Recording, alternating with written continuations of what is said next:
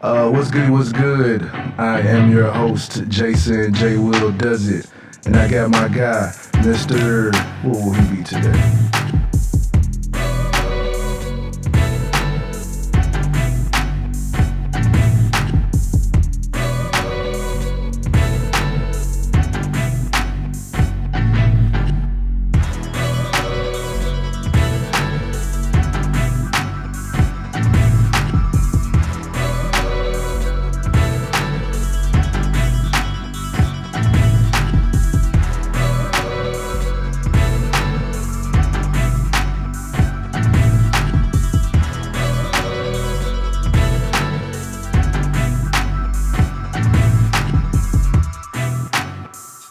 No growth. This nigga still selling crack at the trap house. Hell yeah, still in dude. trapping at the motherfucking bando and shit. You're 43, nigga. You work at a warehouse. If you're 43 and you are still trapping out of the bando, something wrong with your ass. My nigga, you should have somebody working under you where you're not even in the trap house. Let's get this clear. You should have somebody working under you by now. That shit is goofy. This is like that shit is goofy. Real talk. If we really gonna be real, selling drugs is a pyramid scheme. It is. If you really want to, you're absolutely correct. If we really being real with this shit, you're absolutely correct, sir. Selling dope is a pyramid scheme. Yes, it is. And you're always trying to be the nigga at the top of the pyramid. Trying to be the dude at the top. Everybody want to be the man. There's a reason for that shit. If you the nigga that's gathering niggas to go for the pyramid, yep. You sir are at the bottom of the pyramid. You're at the bottom. Yep. You're at the bottom. It's a pyramid scheme. You're motherfucking. It's levels, and you definitely ain't at the top. That's why when I be hearing niggas talking about, and you'll never really make it to the top. No, you'll never make it to the top because there's always gonna be somebody above your motherfucking ass. Just like watching Power and shit. Like as much swag as Ghost had and as gangster as Tommy was, they still had to pay somebody. They still had to report to somebody. Right. Until they started taking the connects out and shit when they started doing that shit. But even unless you come into the game already at the top of the pyramid. Yeah, unless you come in right with that type of status. Exactly. Which means like you come in with your own John already. Mm-hmm. All of it. And you coming with people already on your team. Mm-hmm. But if you gathering people, yeah, you ain't gonna make it. I've seen that story play out too many times. That's why a lot of times, man, when I hear dudes. So Fresh Banks needs to stop. Yeah, when I hear dudes talking that shit, like here's the thing for me, right? You can, and you can correct me if I'm wrong. I mean, you've been knowing me for a long ass time. You can have experienced street shit and not been in street shit, if you get what I'm saying. Yep. And when I hear people talk like across the board, and this mainly as I traveled, been to different places, and whether it be in person or social media or whatever, I can always tell if a motherfucker really was in it. You know what I'm saying? Because I was always from the real street niggas try not to even talk about the shit. Let's be clear, bro. You just took everything off, and it's like we try our best not to even talk about the past. About that shit, dog. You don't want to talk about it. What the fuck? Like, and the only you don't know the statute of limitations have been, and you don't know who in the fuck in front of you. Right. You might be my enemy from the past, Dad. I might say some shit and you be like, wait a minute, nigga. So, you used to run with them? You used to run with the South Side? You like, yeah. Oh, so you killed my motherfucking partner then, nigga. You know who did this shit. I don't like none of them niggas. There it is, right there.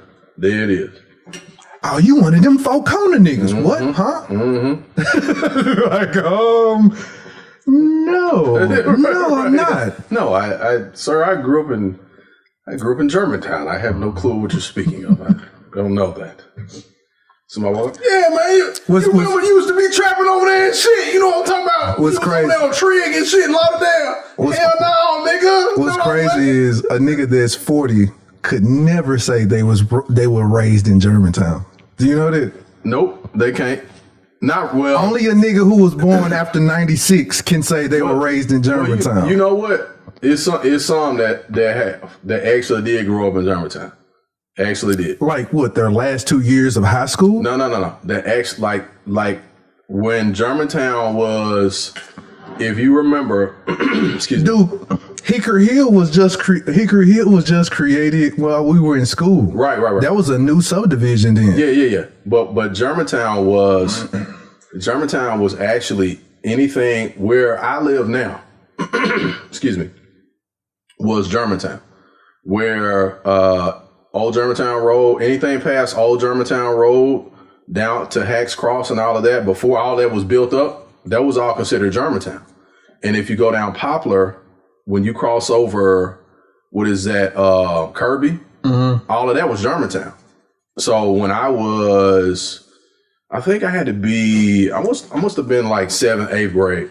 And, excuse me, my sister's boyfriend at the time, my older sister's boyfriend, they lived out there. His dad, I think, was a truck driver or something. They lived out there. And so that was all Germantown back there. And so I forgot what school, excuse me, I forgot what school he went to. But all that was Germantown. So I know some dudes I know some folks that actually were raised out there when that was that pocket, like right there. And actually before Kirby, that was Germantown. And then you remember when Harrington did the what is it? Excuse me, what was it called? Annexation. Right. Annexed and all of that shit. So, because you know where Cordova and all that was actually Cordova. It was in Memphis, you know what I'm saying, when all that stuff it was before all that stuff got annexed. So right. But I get what you're saying. But here's the interesting thing though. Because I saw the things that I saw at that particular time, and we can get started with the show, but there's some things that I saw at that time that made me not want to be a part of street shit because of what I saw. You know what I'm saying? Because of what I saw. And that shit scared me, man. Like, real talk, that shit scared me. And it wasn't from the perspective of like fear of like, because these are my friends. Like, these are my friends. You know what I'm saying? If it don't scare you, there's something wrong. There's something wrong with you, right? But these are my friends. Like, these are, like, we went to the Boys and Girls Club together. You know what I'm saying? Like, and when we got to a certain age and my mom took me out of the local schools, I was supposed to go to Vance and BTW, but she started seeing me going in a different direction. My dad worked a lot and she pulled me out and sent me to Wooddale, which I thought was the most horrible thing ever, but it's actually, dude, it actually saved my life at that time. You know what I'm saying? a nigga coming from Fairleigh and Westwood, right? Yeah. When I got suspended from school, they were like, all right, you finna get suspended and you have to sit out the year. Or we'll send you to a school of your choosing. So ended up having to be Wooddale. Went to Wooddale, and I was like, it's like going from, you know, the movie South Central. It's like going from South Central to Beverly Hills 90210. It was like, what the fuck? Hell yeah. White kids go to this school? It's white kids amongst niggas? What's the fuck going on? Then you had tall trees in this shot. Wooddale was a weird ass school. You transferred convicts to your school. See, people used to be like, man, you go to Weekdale. I'm like, bruh, Wooddale ain't weak, nigga. You ain't. Y'all transferred convicts. I know this nigga. This the plug. This is the plug. Y'all got the plug at Wooddale? Oh shit. I'm saying, I'm like, folks be like, man, Wooddale weak as hell. I'm like, nigga, you ain't spent a day at this motherfucker. Like, bruh, just cause this shit ain't street, like going to motherfucking Hamilton or something, what the hell's motherfucking thugs in this motherfucking dog? Like, I'm gonna tell you what it was like. So going to Wooddale, all right, so going to some place like BTW, Westwood, Fairleigh, that's like going to the county jail. Mm-hmm. Going to Wooddale, though, at the time was like going to one of those fed pens where you get ready to play golf. Hell yeah. I'm sitting there, cause I want to say my first week there, I met this white boy who got me on some weed that was called horse shit. And we out there selling this shit. He said, hey man, I got this. I'm like, dude, what is this? It's called horse shit. That shit smelled like doo-doo. That shit got a nigga high. And I was like, hold on, man. So they suspended me from the county jail school because I was running with the wrong crowd. You send me here and upgraded. Hell yeah. Upgraded my criminal activity. You absolutely right. I'm like, wow. So now I'm learning lessons. Hell yeah. From better criminals. From better criminals. That's right. You go from blue collar crime to white collar crime is what you did. Right. Cause like you had Orange Mound. All I knew about was weed. All I knew about was weed at Westwood. Yeah, I know. When I got to Wooddale, I saw niggas taking acid in front of me so the fuck did. in the shop class. I'm like, this nigga finna saw his hand off. Okay, all right. So as we get started, this is the Off on the Tangent podcast. This is your boy Ivan the Great. And we talking some major shit. I'm sorry, I gotta take over because this man is some true shit. But I'm saying he finna say some true shit that people have slept on when it comes to especially this fucking Memphis City school system was fucked up. Now, but let me intro part and I go into the soliloquy on Wooddale. But what's good? It was good. I am your host, Jason J. Will Does It.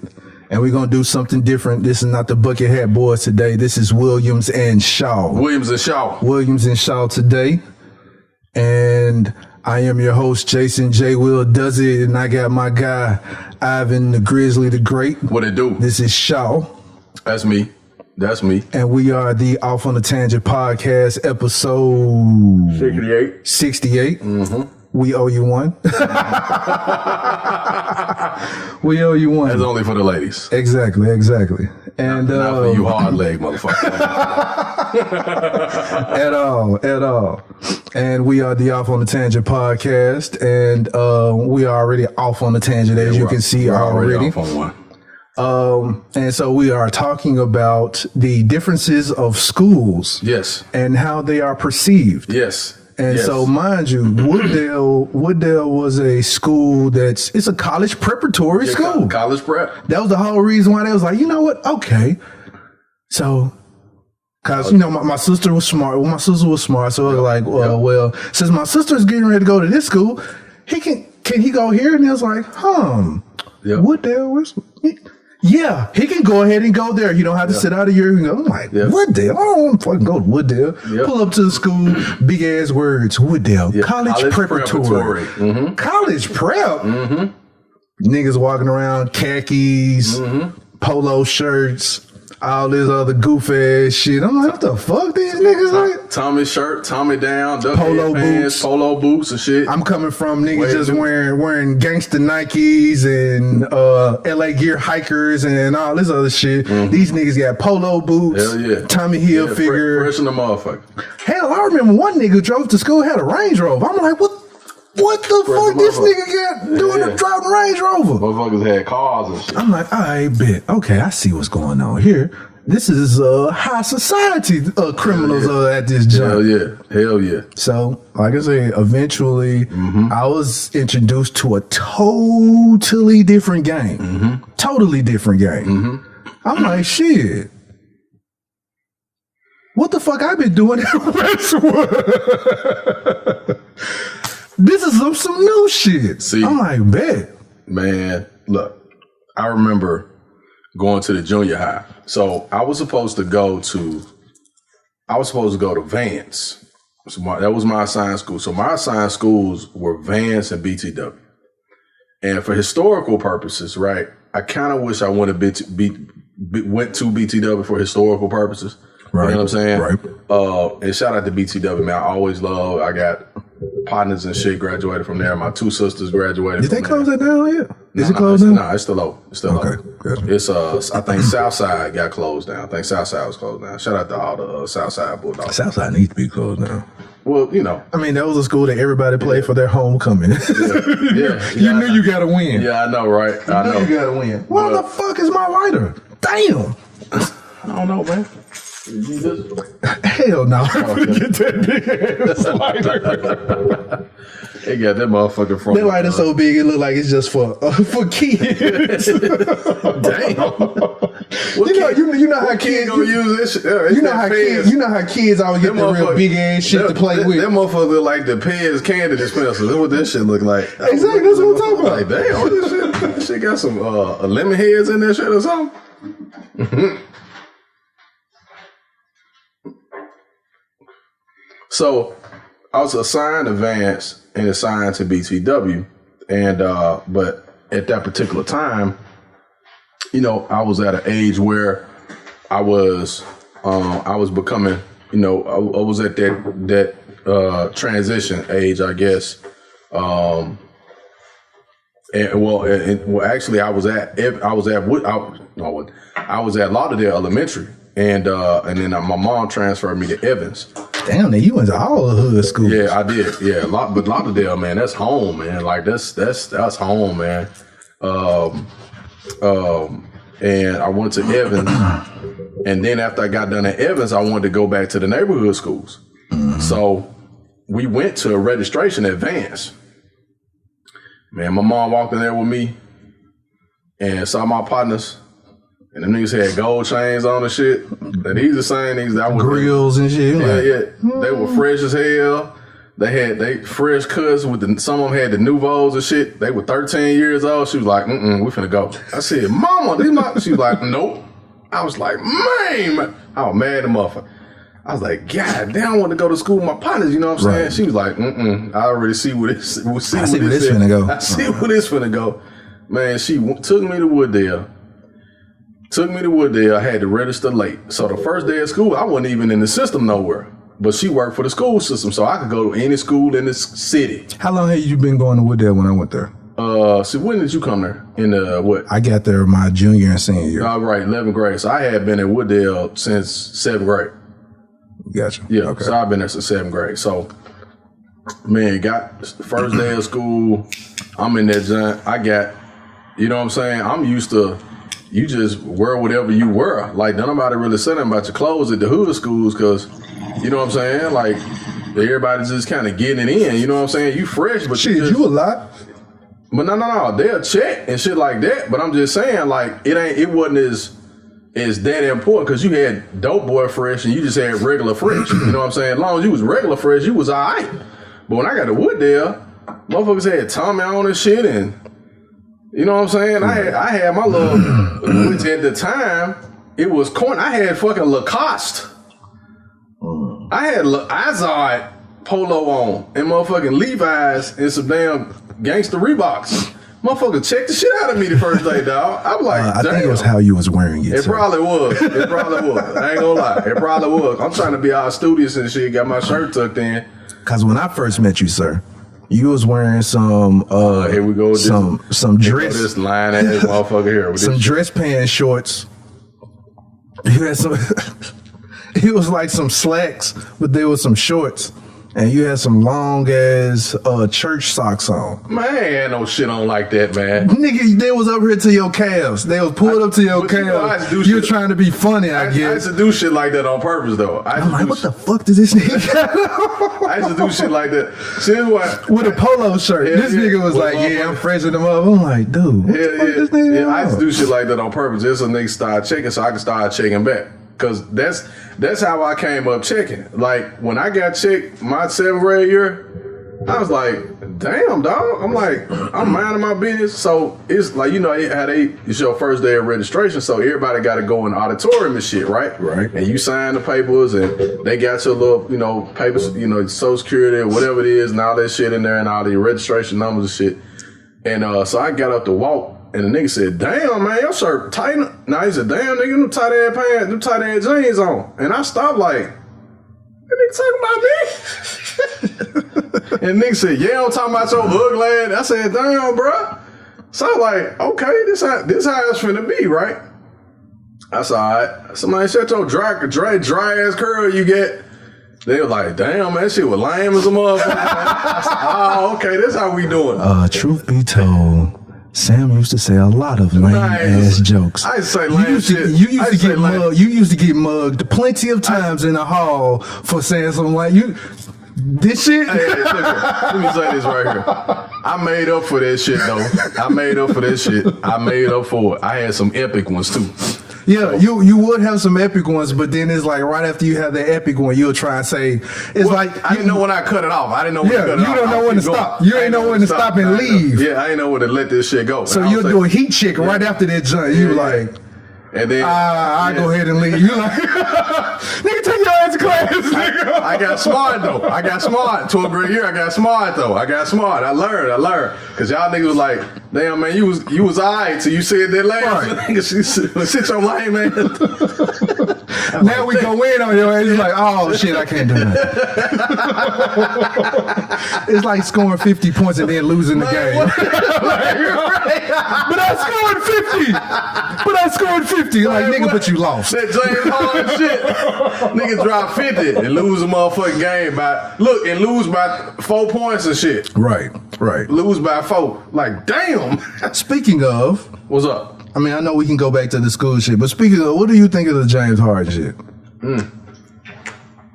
Well, I know what I think, but I'm gonna ask you first. So this is what I think about the James Harden shit. So first thing is James Harden. And mind you, people, what we were speaking about, James Harden was traded to the Brooklyn Nets. Yeah. From Houston Rockets. From the Houston Rockets to Brooklyn Nets. So this is what I think about the James Harden thing. So now the fact that you have free agency and players can pretty much go wherever it is that they, what they really want, right? Right. It's like, the Harden situation was bound to happen because James Harden wants to win. He wants to win a championship. And there's no way that James Harden was going to win in Houston. I think everybody knows that. I believe that there was an understanding that was not going to happen simply because of the type of offense that they run. They don't really play any defense, right? At that particular time when D'Antoni was the coach. Right. But the way James Harden played, and Kobe said it, rest in peace. Kobe was like, I like James Harden, but the way he play basketball, he ain't gonna win no championship like that. He's just not. Right? Dude, I was looking at Shaq, they was on TNT, and they were showing clips of Harden not playing defense. Dude. Nigga, it was ridiculous how defense. It was this nigga plays. That shit was astonishing. I'm not gonna lie. He'll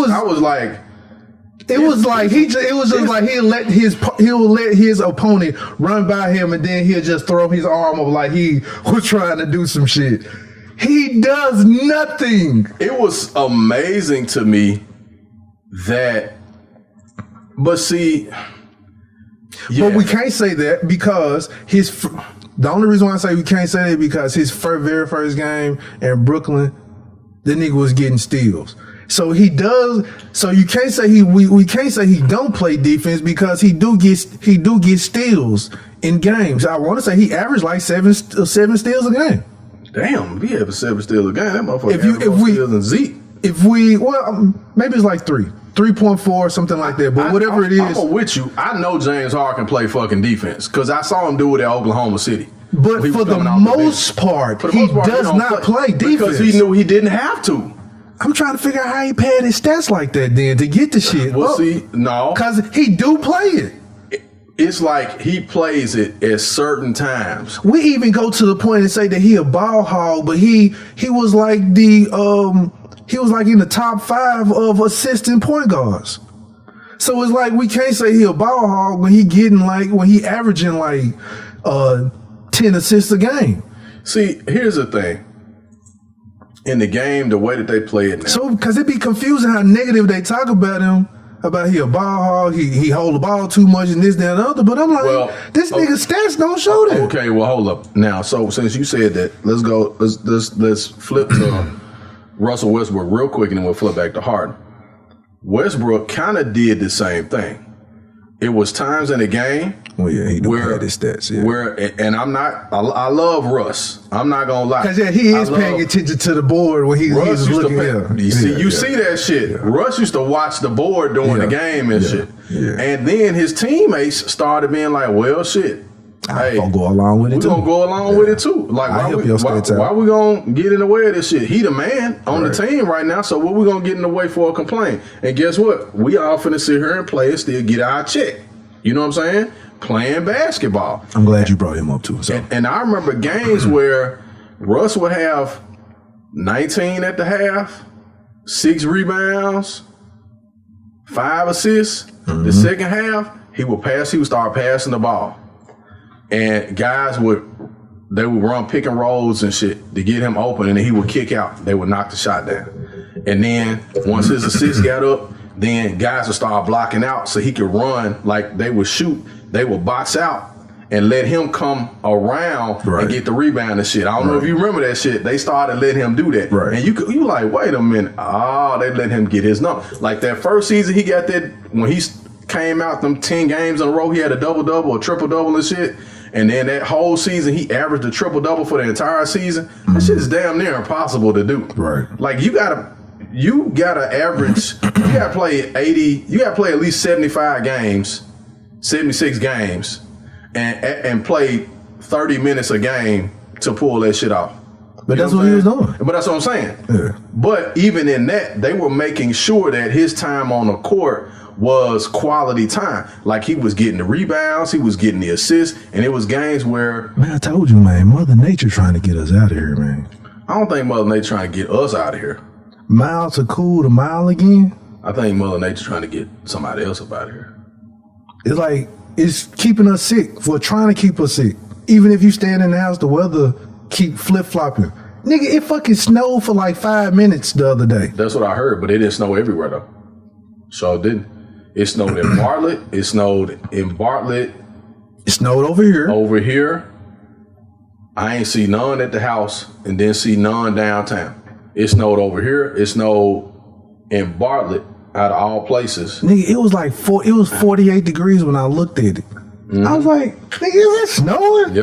Yep. And then as soon as I said, nigga, is it snowing? It stopped. 5 minutes later, it stopped. I was like, all right.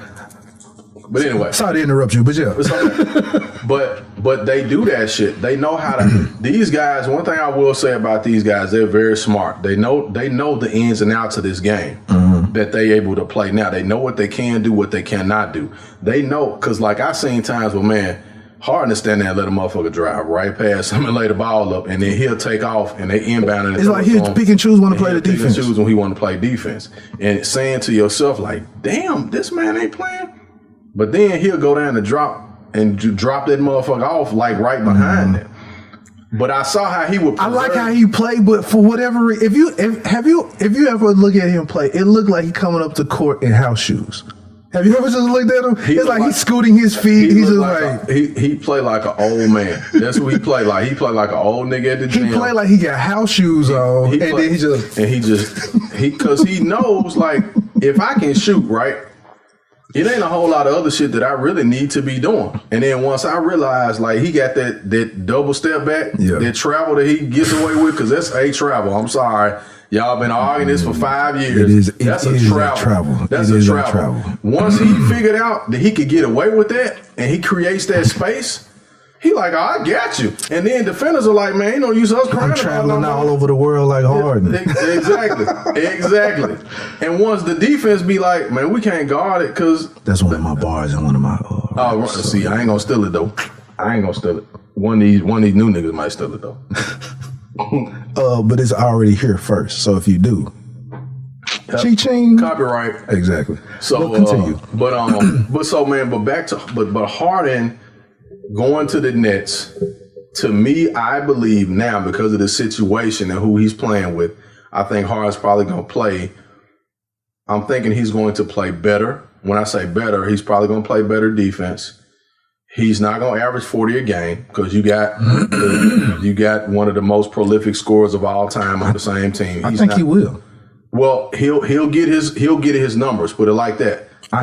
They'll all get their numbers because right now Kyrie not playing, so they both gonna get their numbers. So I'm gonna tell you my take. And they play. Well, hold on, real quick. And just remember, him and KD have played together before, so they play together. Now at that time, Harden wasn't starting; he was coming off the bench. Okay. You remember he was coming off the bench, giving them like 18, 19 off the bench at that time. Okay. That's back when Artist was throwing them elbows and shit and hitting him in the head and shit. You know what I'm saying? And so, but now, and when Kyrie comes back, because of the way that they play, they're all going to get shots, but Harden's not going to give you 40 every single night once that happens. I do believe they'll probably be the highest scoring trio in the league, or tandem or trio. Kyrie probably won't get 30 a night. He'll probably get 17 or 18, which I don't think he has a problem with. But KD's going to get his 27. Harden's probably going to get his 25. And they'll probably, barring any injuries or just weird shit happening, they'll probably come out of the East. If they play winning basketball. Okay, so to me, for starters, for one, I will say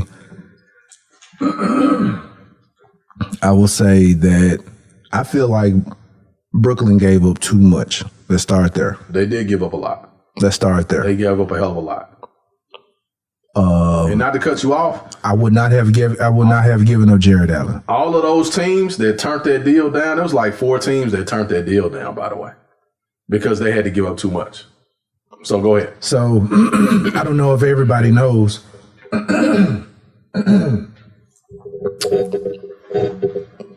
harsh smoke.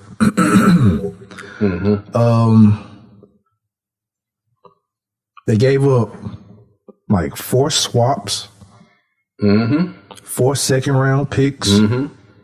So that's 8 picks alone. They got rid of Jared Allen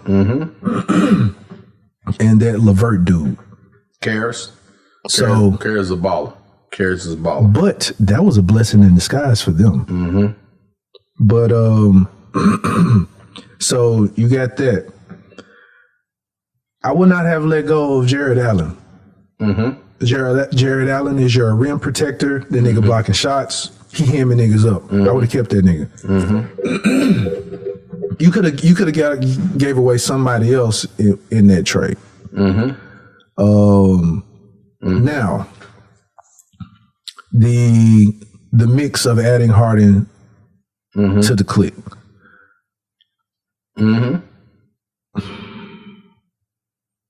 One, let me get it off. I think they're gonna let Kyrie go. You think so? Yes.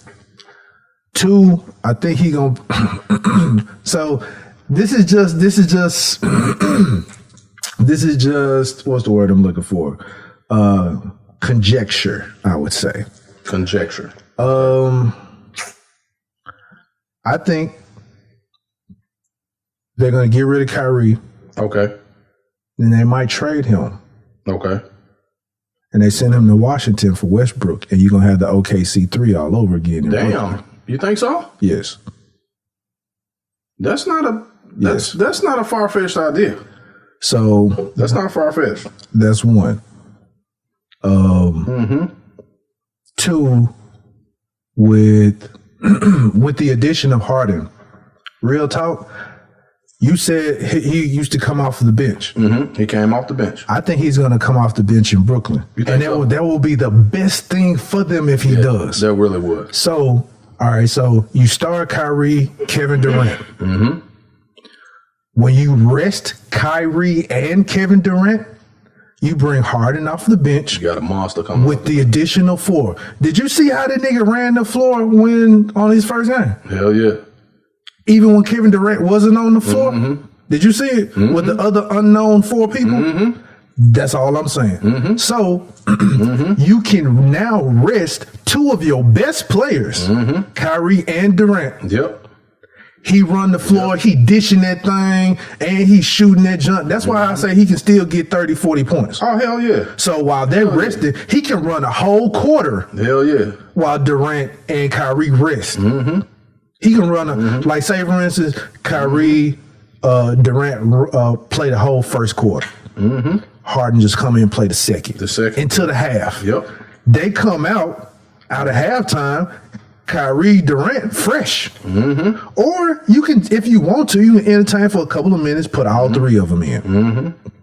But having Harden come off the bench and he running the floor with the other four, that shit is gonna be hard. Hey, that shit is gonna be hard like that, and nobody's gonna be able to fuck with them. And who's not gonna want to play with James Harden?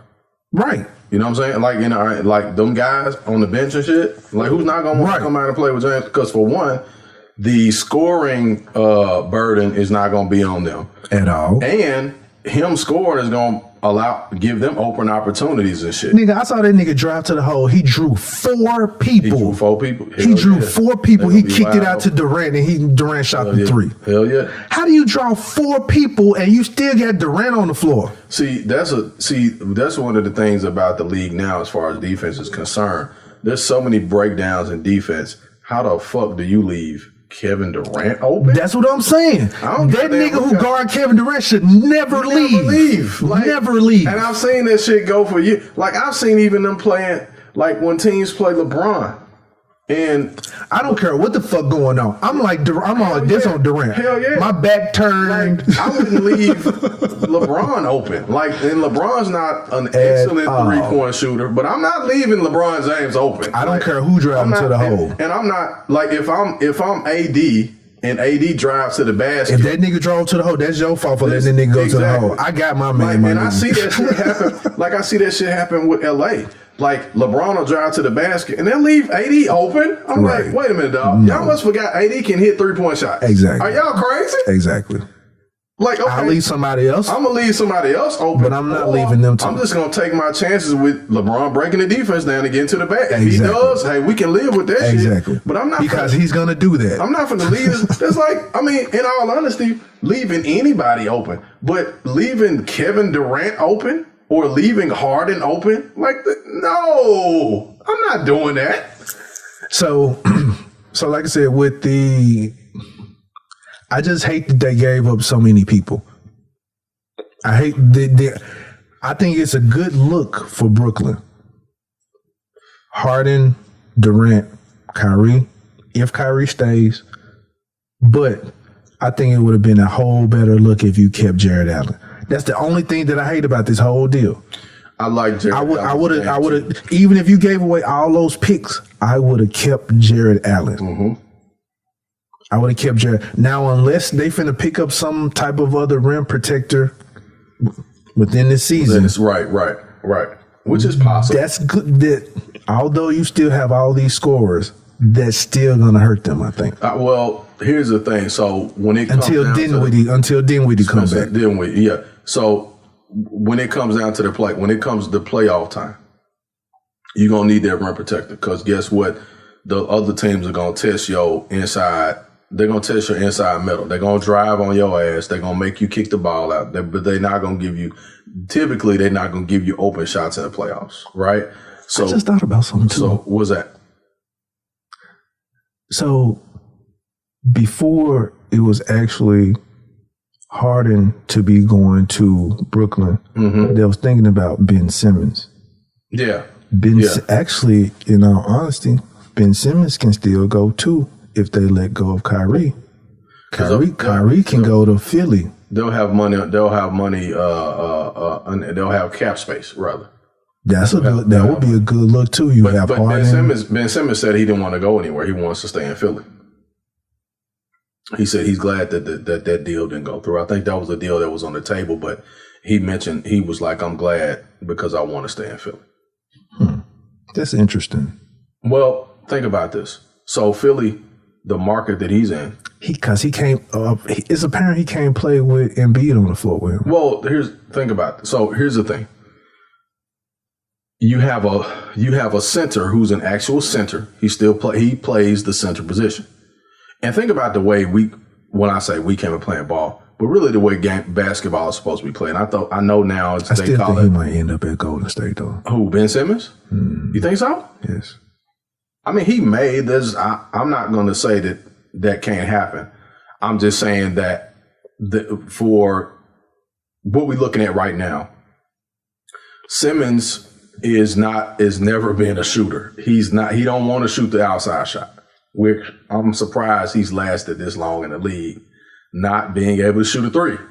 Like to the point where he will not shoot them. Even when he's wide open, he won't shoot a three. Was Magic a shooter? Magic would drop your ass off if you left him open. Now, Magic's shot was kind of ugly, but Magic, if you left him open, he would pull that motherfucker. He wasn't scared. Now, that wasn't his shot.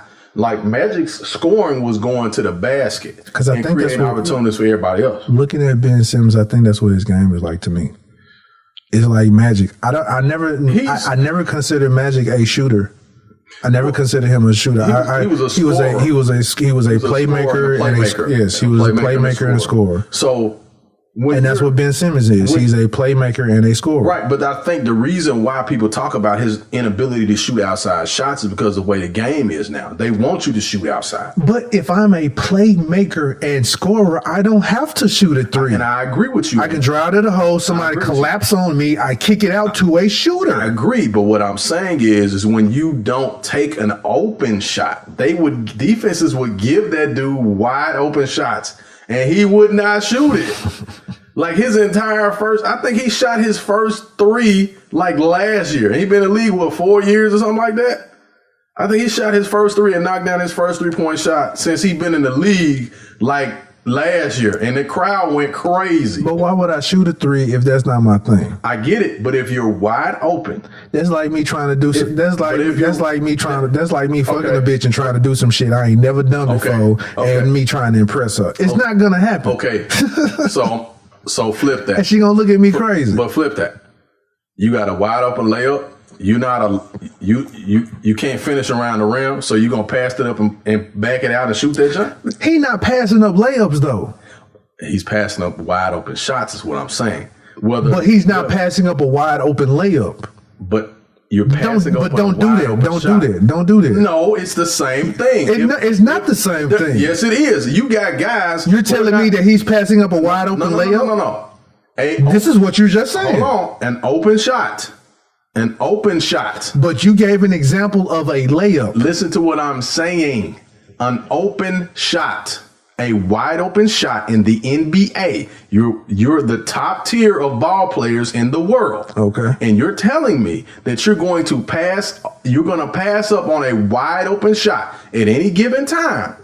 Your defenses would leave him open because he would not shoot it. Sometimes you don't feel it. No. Man, come on, man. Come on, man. Dude, you're a guard in the NBA. I've never seen Magic Johnson, who was not a 3-point shooter, get left open and not at least take the shot. That's your job. You're wide open. That's the whole point, is to score points. And you telling me, now come on, we play ball. He plays the 2? He plays the 1.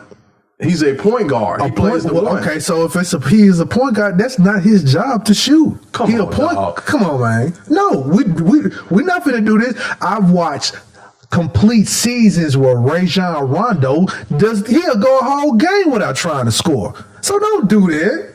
Don't act like he need to be out there scoring. And Rajon Rondo, the last season with the Lakers, Rajon Rondo was knocking down threes, and he's never been a good 3-point shooter in his career.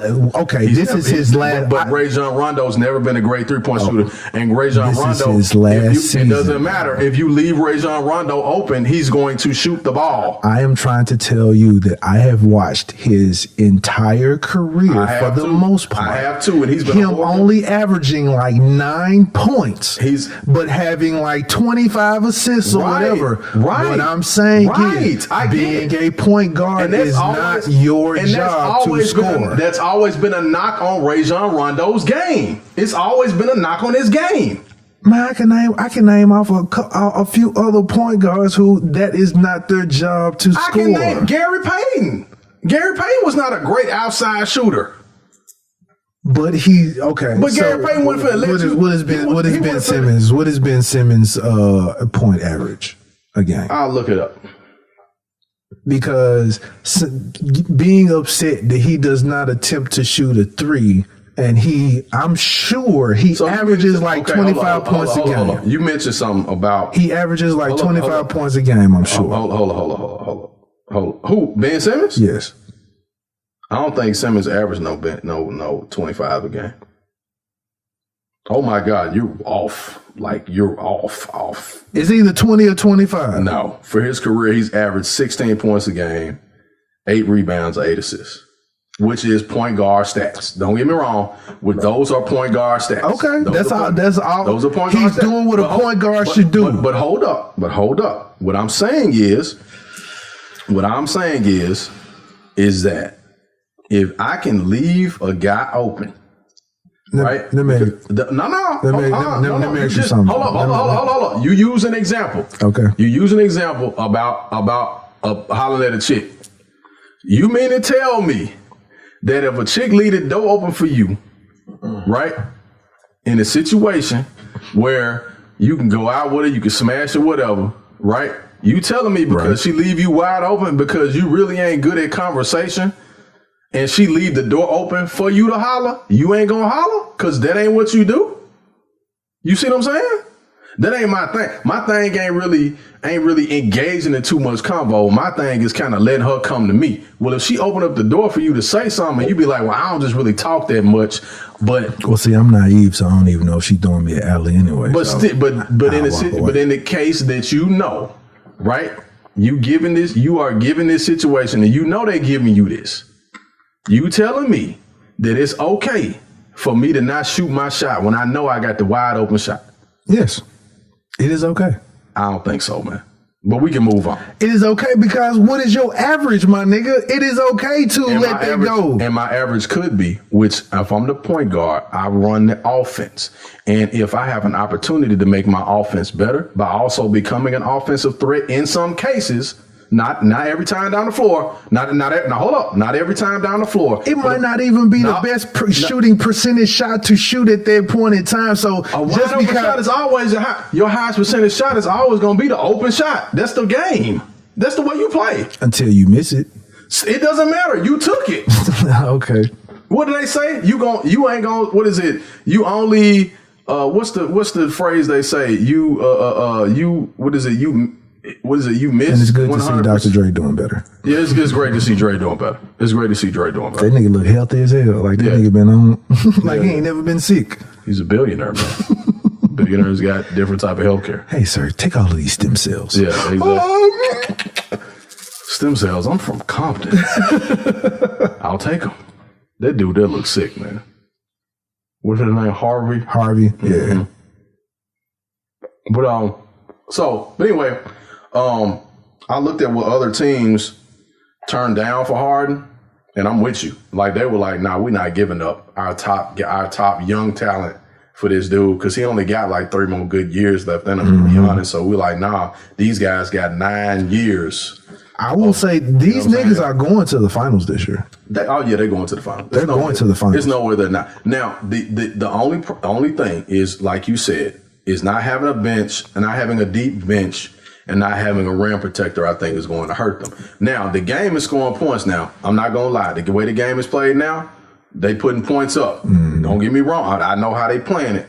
But him and Kevin Durant scored 70 by themselves. Like, you got 2 guys that can put up 70. Right. I mean, barring injuries, because you pray don't nobody get hurt, right? Because that's 30 points gone down the drain right there. Yeah. Now you may have somebody who pick up 13 here, 10 here, whatever. Right. But when you used to your guys getting 20 shots a game or whatever the case is. Because if they don't go to the finals, all of those picks that they gave away, it's gonna be for nothing. They have no ways for development. Well, I'm sure you can get some people through trades, free agency, whatever. Because there are going to be some people who want to play at Brooklyn. Oh, yeah. It's going to be some folks that's going to want to play there, and they'll be like, hey, pay me $1 million. I'll play for 1 year. Give me $1 million. Yeah. You know what I'm saying? Like, give me a $500,000 contract. I'll go there and play because I got a chance to actually compete for a championship. You know what I'm saying? You know, I honestly think that we're going to see Brooklyn and LA in the finals. I know it's early and all of that, but it's just my early projections is we'll see Brooklyn and LA in the finals. I think that, I think.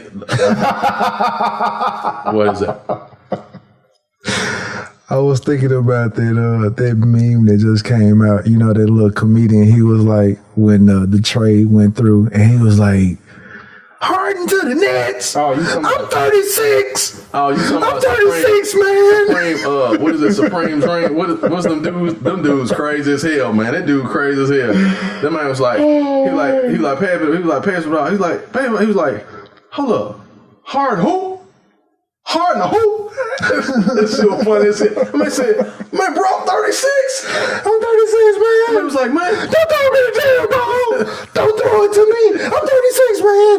Everybody trying to gang up on me. The man said, Harden went to who? The man said the Nets. Harden the best? What? Oh, he the man. best? Harden went to the Nets? And they got KD? And they got Kyrie? The man said he called Kyrie on the phone. Kyrie. So what did I do to you, man? The man said, what I do to you? You got this nigga Harden on your team? That shit was funny as hell, man. And then when LeBron reposted that shit, I was dying. Like, I said, man, LeBron crazy as hell, man. Hilarious. That shit was He's like, I am 36. That man's like, I am 36. Like, this nigga got a gang up on me and shit. Oh, man. But that ain't no different than what he did, so. There's going to be some good basket. Because real talk, that's going to have to be the team to beat coming out the East. Mm-hmm. Now, I will say, Miami will be hard to beat for them. Hell yeah. Miami will be hard to beat for them. Hell yeah. We're not even talking about the Bucks, but I think the Bucks, everybody has figured out how to beat the Bucks right now. Well, right now, until the Bucks figure out how to, until Giannis figures out what he needs to do to upgrade his game, and which I believe he will. But right now, they kind of fit, because you know that move that he does, that spin move, when he drives to the basket and spins, they start collapsing on him now. But see, and he has, that dude's 7 feet, so he got the ball down so low, they go at his knees. But see, and he gets ripped a lot now. I'm seeing that. Just how y'all talk about Ben Simmons, that nigga is not a shooter. So you collapse on his ass. No, he's not a shooter at all. So you collapse. Ain't nobody talking about him not being a shooter. Well, because the reason why is because he'll shoot the ball. Ben Simmons would not shoot at all. And that's what drew attention to it. It's different when he shoots and misses. Because you remember, who was that dude, man, they used to shoot and miss like a lot. Golly, what was his name? Markelle Folks. Talking about that dude. It might have been him, but it was somebody else before that. They used to get posterized and shit, because I think LeBron dunked on him one time and just destroyed his ass or something. He was like a forever poster. I forgot his name. He's hit some big shots in his career. Brandon Knight. That was his name. Brandon Knight. That dude used to miss shots and throw the ball out of bounds and shit. I was going to say Brandon. Yeah, Brandon Knight. Yeah. Dude used to throw the ball out of bounds. He used to do a lot of crazy ass shit, but then he used to hit a lot of big shots too. And so, but they would always catch him when he would shoot and brick that motherfucker like bad. But because he's a guard, you figure guards supposed to be able to shoot a lot better than that. But to your point though, Giannis is not a great outside shooter at all. And that's why he drives to the basket a whole lot, which you can't stop him when he gets ahead of steam. When you collapse on him, right, on the inside, right, he don't know what to do. Right. He still don't know what to do. He still ain't figured out that all he really has to do is, they figured out if you just frustrate him, his whole game is over. Frustrate him, he'll get to the point where he'll be like, he'll foul out. He'll start doing dumb shit. Dumb shit, yeah. And so when he spins, he'll spin right into the defense, and then they start ripping him. Now, what he really has to do, I'm gonna tell you what Giannis got to do. All Giannis got to do is post up. Yes, that's all his ass. That nigga too big. Pause. All he got to do is post up. That's it. Yes, that's all I got. Post up, fade away. Post up, fade away. Post up, drop, spin around, and just lay up. Throw the ball up there. Right. You know what I'm saying? Dude, 7 feet tall and strong and faster than everybody else on the floor. You know. Quick question. Tim Hardaway or Baron Davis? Boy. Who I would pick? Yes. Over the other? Yes. Damn, man.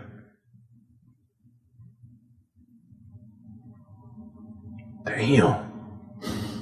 What made you come up with this question? Shit, I love both of them dudes, man.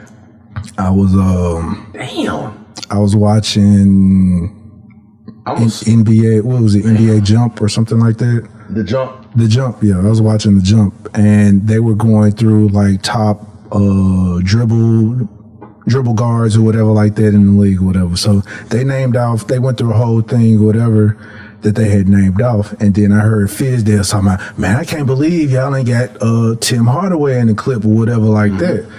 And I was like, the fuck out of here. I ain't believe they ain't got Baron Davis. Baron Davis is to me, way colder than Tim Hardaway. Baron Davis short ass get up and dunk on a 7-foot center and mean mug your ass. Baron Davis. I remember because this was I remember he was playing. I remember this vividly when he played for Golden State. Golden State versus Utah. Yeah. That nigga came up and dunked over a Mirsan or whatever that tall Russian dude was. Baron Davis. He'll cross your ass over. Baron Davis was a problem. He'll cross your ass over and just drop your ass off from the logo. Baron Davis was a problem. He was dropping niggas off from the logo back then. Baron Davis was a problem, man. Like, he didn't do it as much as Steph because he could get to the basket and he was strong as hell. Yes. He was strong as fuck. Like, dude would dunk on any motherfucker. And his hops was so unassuming. I remember the first time I saw Baron Davis dunk on somebody, he was at UCLA.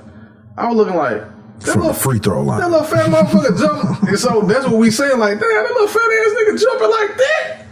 Dude, this motherfucker was punching on folks' ass, dog. And we're like, damn, man, where does hops come from like that? People like Tim Hardaway because he had that rainbow ass three. Outside of that shit,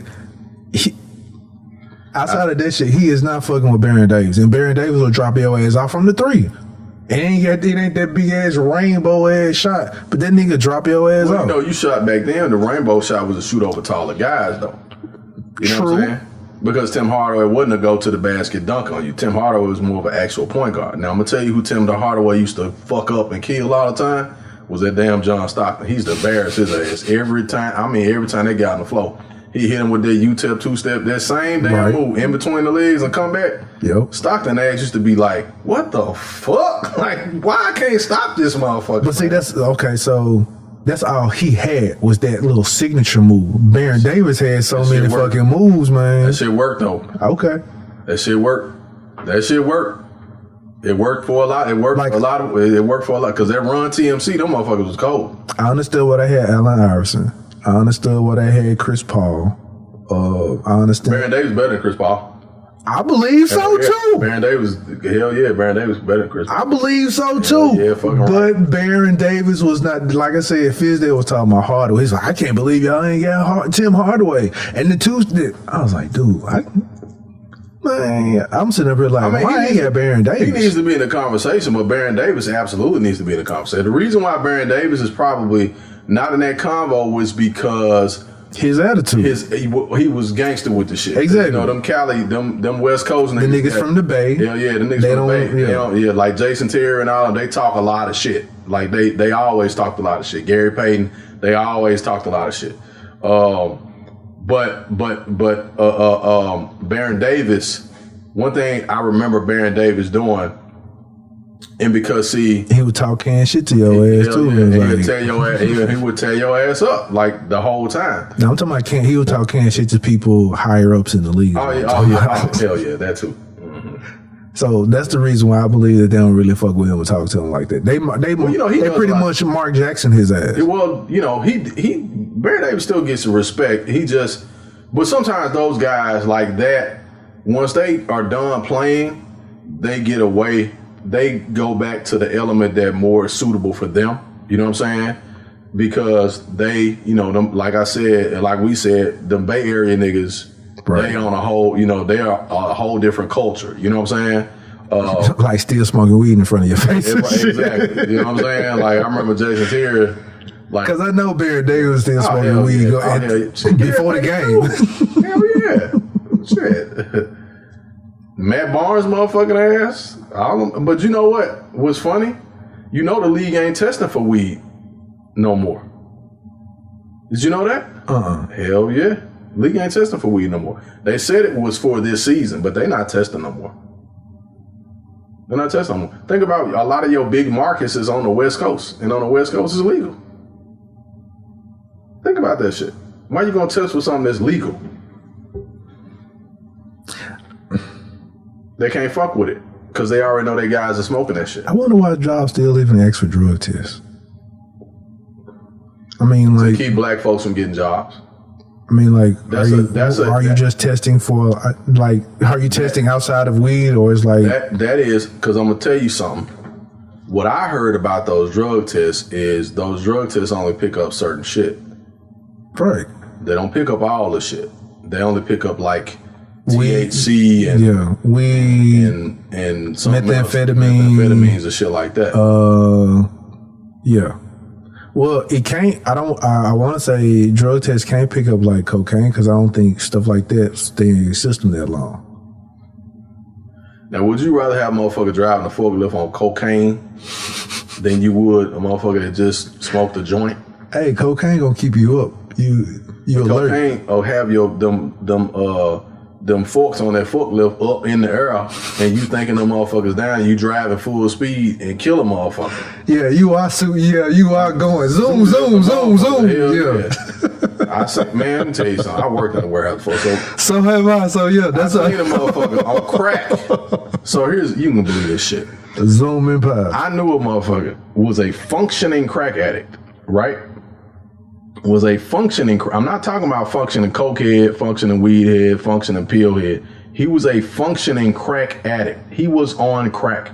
He smoked crack every day and would come to work every day on time. Seriously, no bullshit. He drove a forklift. This motherfucker moved so goddamn fast. And we would be like, damn, nigga, slow your ass down. Crackheads don't stay in one place, man. They told me they said Lil Shaw, because it was my dad worked at the warehouse, and so they called me Lil Shaw, and he was Big Sam, I was Lil Sam. They said, Lil Sam, you know he on that shit, don't you? I said, what shit? What? He was like, the nigga crackhead.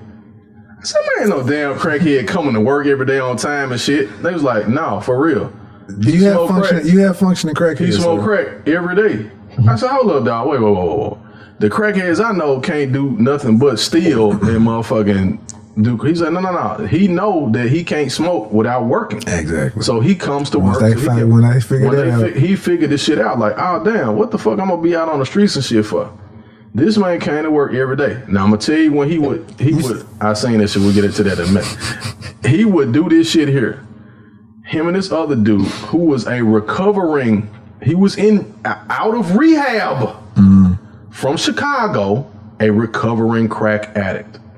This man had not been on drugs in years. I saw this shit with my own eyes, man. I'm telling you, this shit is fucking ridiculous and hilarious at the same goddamn time. This dude started hanging with this motherfucking crackhead from Hyde Park and shit. Shout out to my North Memphis folks. They told him, said, man, don't hang with him because he be smoking. It wasn't Fresh Banks, was it? Nah, hell no. Nah, hell no. That big forehead ass nigga, no. Shout out to Fresh Banks with his fat forehead ass. So anyway. You know, you still got to be on crack if you still can rap like how you do. But you got to be on something to think you can do that shit at 73 years old and shit. So anyway. So, that's some shady shit going on over here.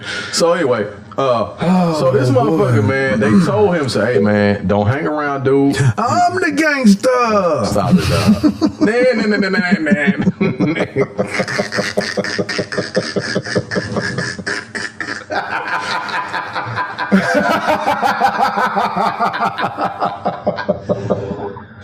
Oh, we have inside jokes amongst us. If you're a Wooddale motherfucker, you know what we laughing at, goddammit. So, I'm the gangster. Oh boy. All right, so what the fuck was I saying? So anyway, they told him, so man, don't hang around this dude, man. You know, you recovering and shit. You can't hang with a fucking crackhead. Your ass recovered. Oh no, man, we just gonna hang out. So they telling him like, dude, you don't know nothing about North Memphis and shit, man. Mm-hmm. Don't hang around him like, nigga, they gonna have your ass fucked up, dog. Don't do that shit. And this is real shit. And you know what's crazy? I didn't realize like in certain neighborhoods they only do certain type of drugs. Hell yeah. I didn't realize that. Mm-hmm. So like if you go in certain type of neighborhoods, they only do like they might be everybody over there already got a line to do. You could be over there, you pulling out some weed or something. Like, hell yes. nigga, what are y'all doing? Hell yeah. Doing that shit, and then they hit the motherfucking weed after that and shit. Cause cause like what was fucked up, what was funny about the shit to me was because they told him, say, hey man, don't hang with him cause he smoked crack and you're a recovering crack addict. You don't need to hang out with him because you're gonna get back on that shit. They told him that, oh no man, I'm just gonna hang out. He from Chicago, he green as hell, he done started hanging with these dudes from Hyde Park and shit. And they done told him like, hey man, so one of my other homeboys, he told me, he was like, man, I done tried all that shit. He was an OG, old head. He was like, I sold the shit and I started trying all this shit. He was like, that's how I stopped selling it because I got on the shit. But he was like, nigga, whatever, back in the day, we tried it. He was like, fortunately for me, I didn't get hooked on them, but smoking weed, that was it. Man, I see what crack do, man. I can't possibly. Dog.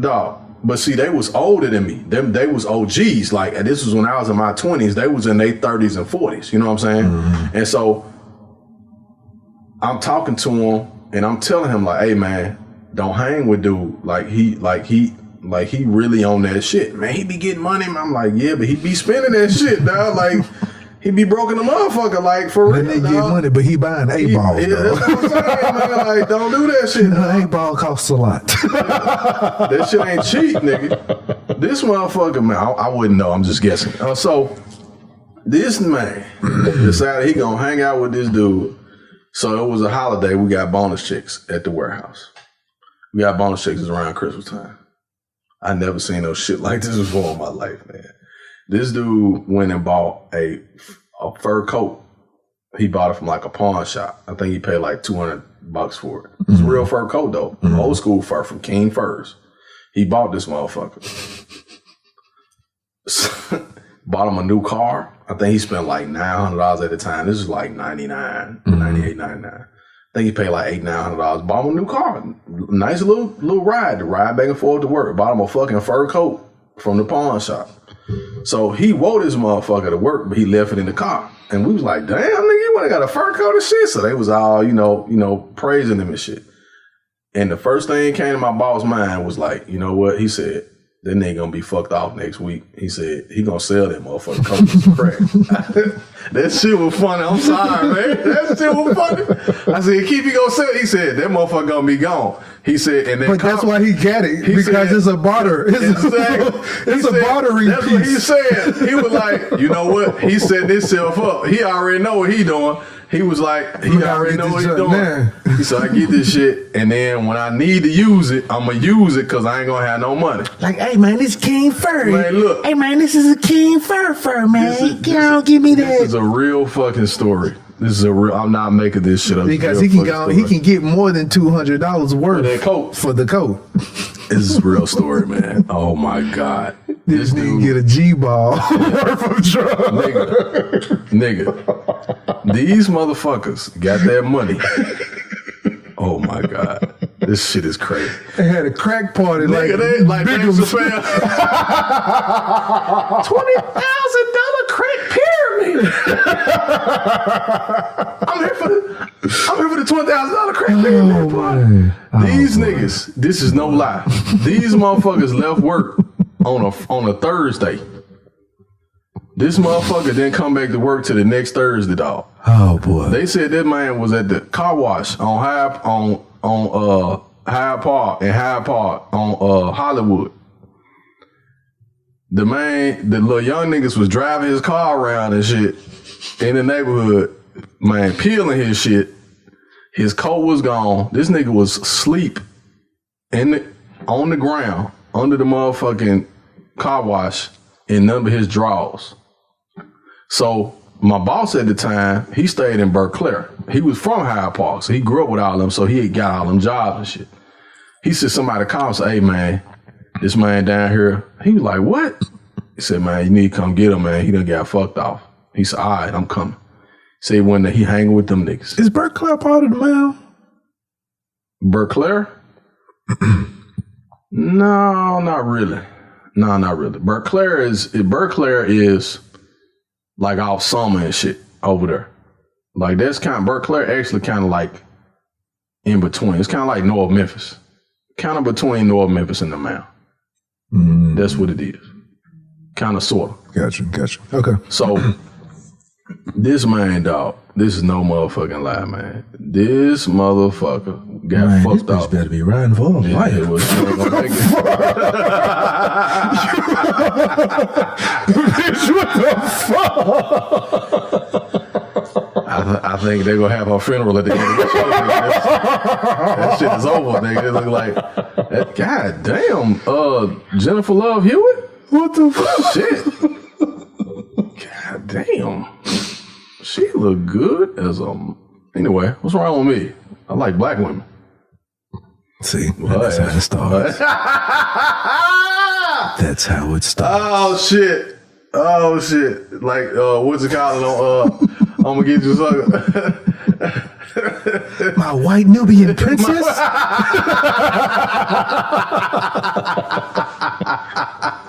Next month, then nigga gonna be posting about white bitches. So I'm like, oh my goodness.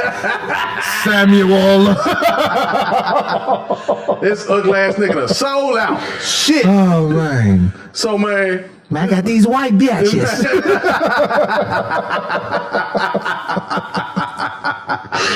Oh boy.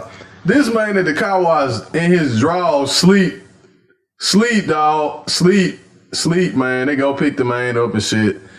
He done sold his car, sold his motherfucking fur coat, done smoked all that shit up, dog. When I say smoked all that shit, that motherfucker was bonged out, man. The man came back to work, he ain't have no money, dog. None. Okay, so that's the only thing I don't understand. Like, if you do drugs, and you're spending money on said drugs, you gonna smoke it all up in one sitting? Man, them niggas, hey, crackheads, dog. If I got an eighth of anything, guess what? I'm finna smoke it just enough till I can get some more. When I can get some more. Nah. What the fuck? They would blow through that shit. They would party. You finna smoke $20,000 worth of drugs. Nigga, let me tell you something.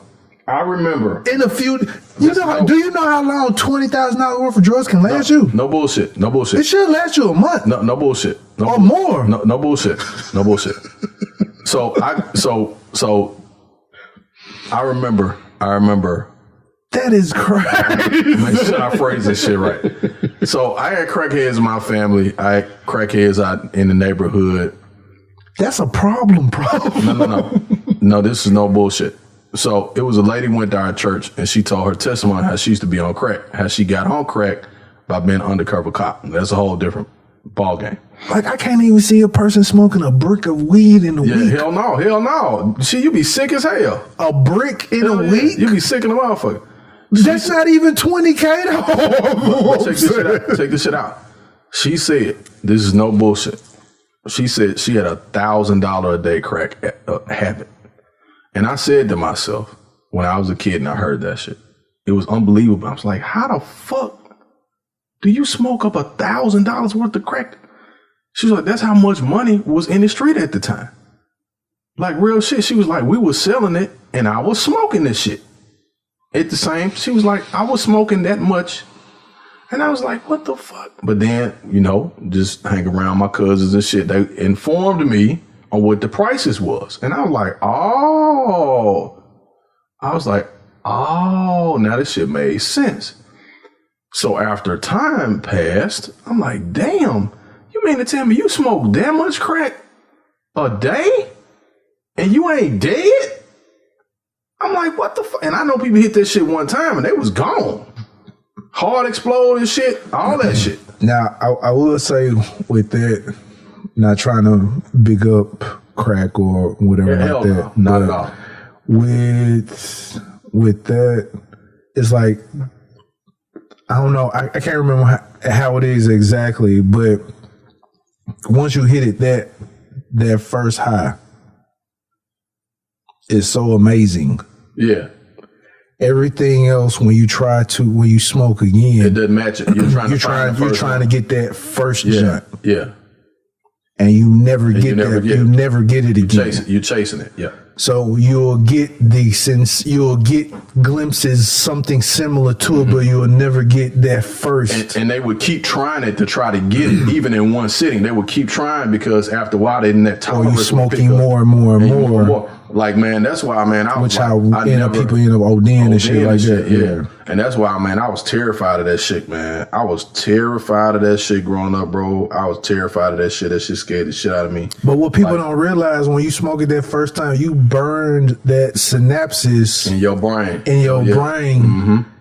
Once you hit it, it has burned something off in your brain where you will never get that back. No. And the more you keep smoking, hell yeah, all of those additionals, you keep trying to chase the last one now. Yep, you chasing the last one, chasing the last. That addiction and shit.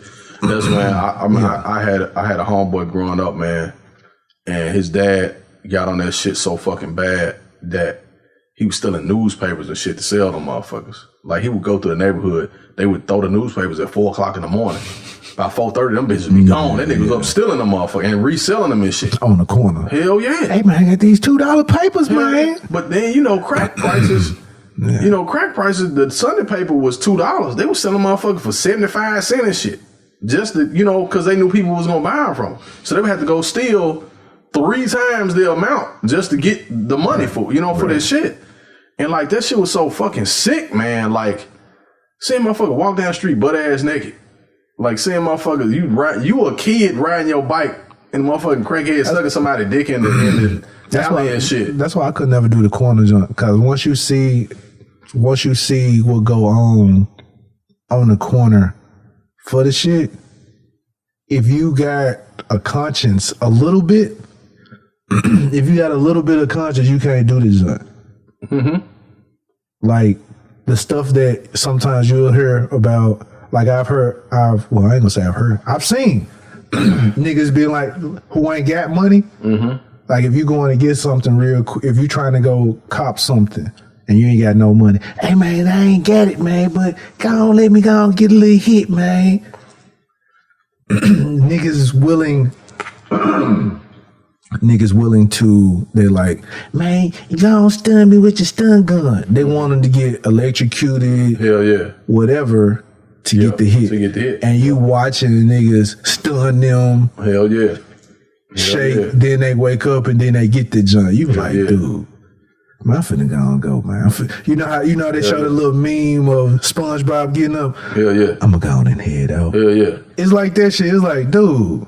And see, man, I knew niggas that I ain't straight with that, I knew niggas that thought that shit was funny, but then I had like OGs and shit that they would tell the young niggas like, man, what the fuck you doing, man? Like, that ain't what we out here for. Right. Like, y'all niggas out here fucking the game. Like, that's what y'all want to do. Entertain y'all. You want to get money. You want to entertain yourself doing this shit. What you need to do is. But it's a lot of entertaining ass niggas out. Yeah. You need to tell that nigga to go get some money and come back and see you. Right. You out here stunning them and shit. Right. And y'all out here, man, making them dance in the street and shit and laughing at them and shit. What the fuck you doing?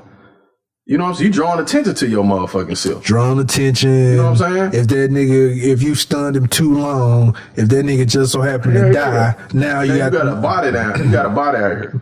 Now the block hot. Hell yeah. But now you can't sell shit. Now you can't sell shit. Now everything cold in the motherfucker. Right. But like this man as a motherfucker. Damn. Your snow bunny shorts. See, caught your ass. That's how they finna get you. Yeah, they finna get me. Hell no, there ain't snow bunnies out there. My Twitter is.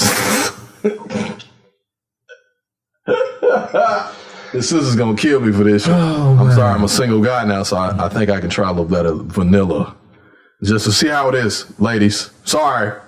I'm sorry about that.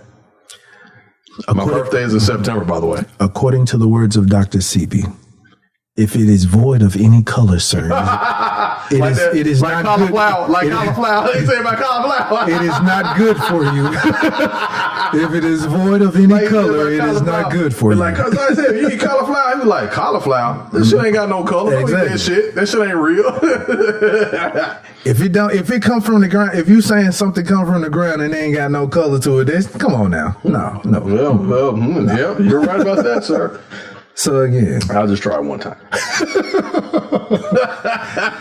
that's that crack. No, it's not. No, it's not. So Hey, that's the reason why they used to call it that white girl. I'm finna put you on Front Street though. I'm finna put you on Front Street. So you ain't never had one?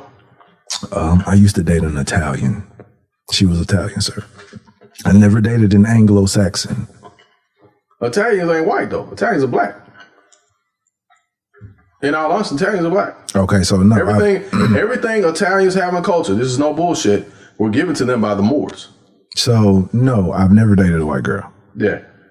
I haven't either. I hung out with one in my 20s for like 2 weeks. And that was about it. I couldn't deal with it. I couldn't deal with it. Well, I couldn't deal with that shit. Okay, so you're talking about a white girl, not a white black girl. No, well, she's a white girl. Okay. Yeah. And that's the other thing. That's the other thing. Give me that big black dick. Whoa, wait a minute. Wait. Why does it have to be black? That's the other thing. When I see guys, they say that date white girls. Like if you say you date white girls, you can't date the white girl who act black. No. If you say you date white girls or you like white girls, I'm gonna go somewhere with that one. If you say you like white girls, you need to. If you like white girls, you like the Valley High. Yeah, you need to date a white girl. That's a white girl. She don't talk black. She don't say nah, bruh. Yeah, I can't stand none of that shit. I can't stand that shit. I cannot stand that shit the way I cannot stand a motherfucker who says that they don't like men but fuck with a dyke, like a butch. It makes no sense to me. Sorry, it's just my opinion. It's just my opinion. Don't kill me. I deserve to share my opinion. It just doesn't make any sense to me. So if you're a lesbian, if you say you like women, you should be dating a woman, not a man woman, not a manly woman. Yeah, not a man. Not a woman who draws mustaches on the face, other shit like that, or pulls out. You know, we're not finna go to that, there. But. Yeah, if you say you like white girls, I'm glad people know this show is not politically correct at all. A white girl that's talking black is not dating a white girl. It's not. You're dating another black girl. You're dating a black girl. You're dating a light-skinned black girl. A black girl. Because usually that white girl that acts black, she more black than most black girls. Just like the gay dudes who be out, they be 1,000% more like flamboyant than women. Right. And even I've heard women be like, we don't act like that. That's what I'm saying. They think that, but they be taking that shit all the way. And whoever you love and choose, that's who you choose. And we're not hating. I'm just saying, them motherfuckers be going way out, out and shit. The white girls who act black, they take that every black girl stereotype, they amplify and they amplify that shit by 1,000. Yeah, like they back in the day, they would even put the motherfucking big hoop earrings on and shit, and be like, "What's up, man? What's up?" I'll be like, "Bitch, if you don't get your fake ass out of here, I don't want you. I want the real thing. They ain't gotta fake the shit. That's them. You come here talking about some, man, y'all crazy, man. The fuck?" I would say this: the only white girl I probably may have wanted would be like a porn star type white girl. Damn, man, you go for the bottom, don't you? That motherfucker be nasty. Be nasty. I don't mean a porn star. What I mean is like we're talking about looks and shit. The body shape, shit. Okay, I got all of that, and the appetite. Yeah, all of that. The appetite. The fuck? The sexual appetite. Oh, the sexual appetite. Okay. So that, but I feel like we would never have anything in common. That's the only reason why I never really went there. Hell no. Always having to explain. Hell no. Explain your culture. Always having to explain yourself. Always having to get the understanding of. I was like, that's more difficult than anything. Hell yeah. If I'm getting mad, police stop me or whatever. Why are you so mad that he said, give me your driver's license? That nigga he know what he's doing. She would never understand certain things that you go through, whatever, even if you try to explain it. Hell yeah. That shit, man, I never understood that shit either, why anybody would want to, like, why anybody would want to date somebody who don't understand their culture and shit. Like, that shit don't make no sense to me. And I know, well, That shit don't make no sense to me. I want to say something, but I know I'm going to ruffle some feathers when I say it, but. That shit don't make no sense to me, man. I'm sorry. Like, you got to understand what I'm dealing with, what I'm going through. If you can't ride for me and the shit I'm dealing with, then we don't need to be together. You know what I'm saying? Like, I can't rock with that shit. You know, now the only thing is, like, if we get pulled over by the police and your motherfucking ass start crying, I'm going to jail. So what have you done to this lady? Hey, so I don't even know this man, bitch. how would you feel? How would you feel? I'm glad you brought that up with that. How would you feel if you were dating a chick and she may know of some things that you do or used to do that may not have been legal. Okay. But when you talk about some things, she'll say something like, if the police come for you, I'm snitching on your ass. I'm pointing them and telling where you at. How would you feel about this shit? Nigga, I dump her motherfucking ass right away. I need you to lie for me, bitch. And because she tried to explain to justify her answer, but while she was saying that, I'm like, I can't trust you, ho, for anything that. No. Let me tell you something. I've been in that situation before. That I was dating this girl one time, and she made a statement while we were out on a date, and I looked at her like, I can't kick it with you. Exactly. Because the shit that you talking about, exactly, you'll get me fucked up. Exactly. Like, seriously. And I'm not even out here doing nothing, but the way you talking. Like, even if you're doing something like a simple illegal activity like smoking weed. Yeah. If you smoking weed, next thing you know, she will be that type of person when she is no longer in your company. Psh, Jason was over there smoking weed the other day. You like, what? Like, what the fuck are you talking about? Why is this the topic of conversation? No, listen. I have had this shit happen before, and I have never done anything illegal in my entire life. I just want to say that. I'm lying, by the way. I have had that come back. Excuse me, sir. What? According to Spanish Fly, everything is legal until you get caught. There you go. Thank you, DJ Spanish Fly. I had a word. Some classic Memphis shit right there. So I had it come back to me one time. Man, what? Smoke onion. I had this shit come back to me one time, and it was like, somebody was like, yeah, man, so-and-so said, man, y'all had got drunk as a motherfucker and drove home. I was like, what? Hold up, bro. What you talking about? Yeah, man, she said, man, I was like, no, why would she even let that come out of her mouth like that? Like, that ain't, especially when she was drinking too. Like, what the fuck? So, okay, so you be telling shit. Mm-hmm. Like, you be telling shit. Okay, all right. I never mess with her again. When she told me, man. When she told me that, and we were, like, it's one of them where you like laying in bed and y'all just sitting there having a conversation. She told me this shit, and I was like, I looked, and I was like, word? What Drake say?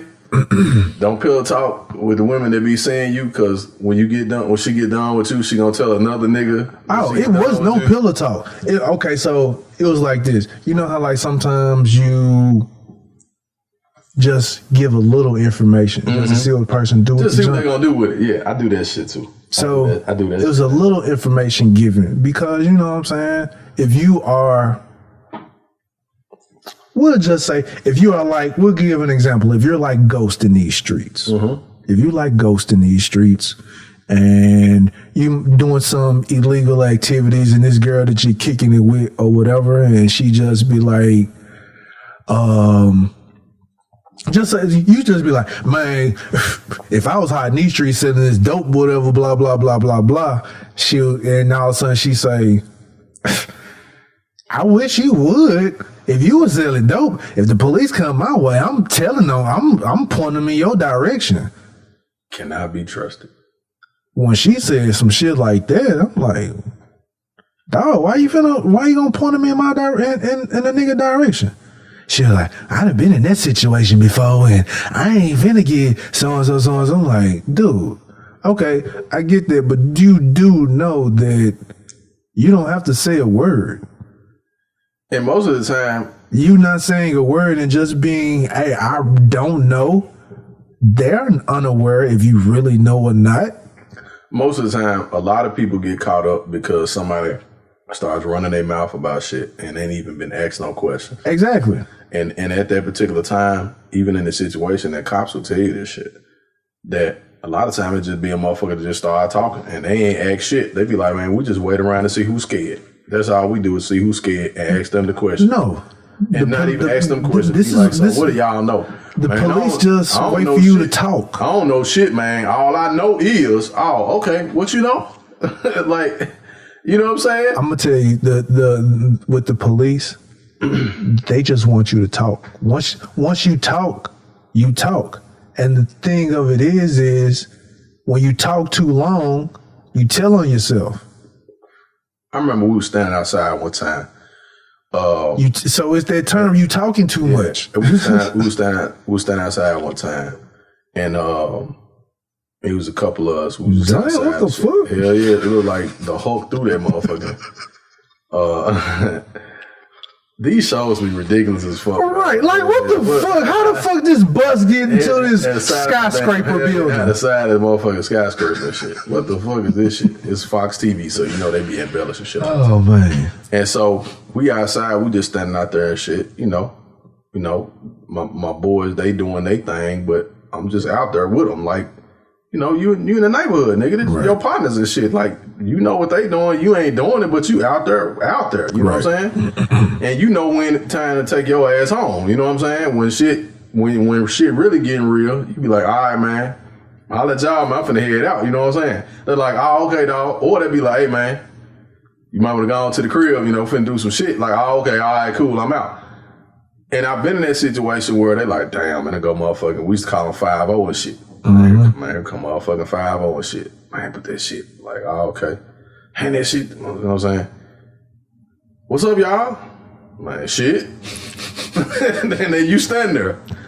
Exactly. Y'all know what it is? Shit. What is it? What's going on? What's up, man? What's up? I can't call it. What's up, officer? What's up with you, man? That was my favorite line. Hey, I can't call it. And then see, in the South at that time, we be like, man, y'all fresh, ain't it, man? Y'all got the uniforms on and shit. We laughing and shit because we already know anybody that start acting nervous, who they gonna hone in on. Hey, man, y'all ain't seen no blue car come through here? Nope. Hell no. No, man, no cars come through here. Not like that, officer. I don't even look in your direction. We don't get no eye contact. Yeah, don't make no eye contact, none of that shit. Like, y'all don't know nothing? Everybody looking at shit? Nah, bruh. Nope. Y'all can't talk? Nope. Nope. All right, man. We find out some shit. Okay. All right. I ain't got nothing to do with it. I ain't got shit to do with it. Ain't got nothing to do with it. God damn. What the fuck? See, they used to this some shit like this on TV. This motherfucker got a whole piece of glass. He pulled out his leg and blood just shot out his damn leg and shit. And now this nigga got to wrap his shit up because he finna bleed to death and shit.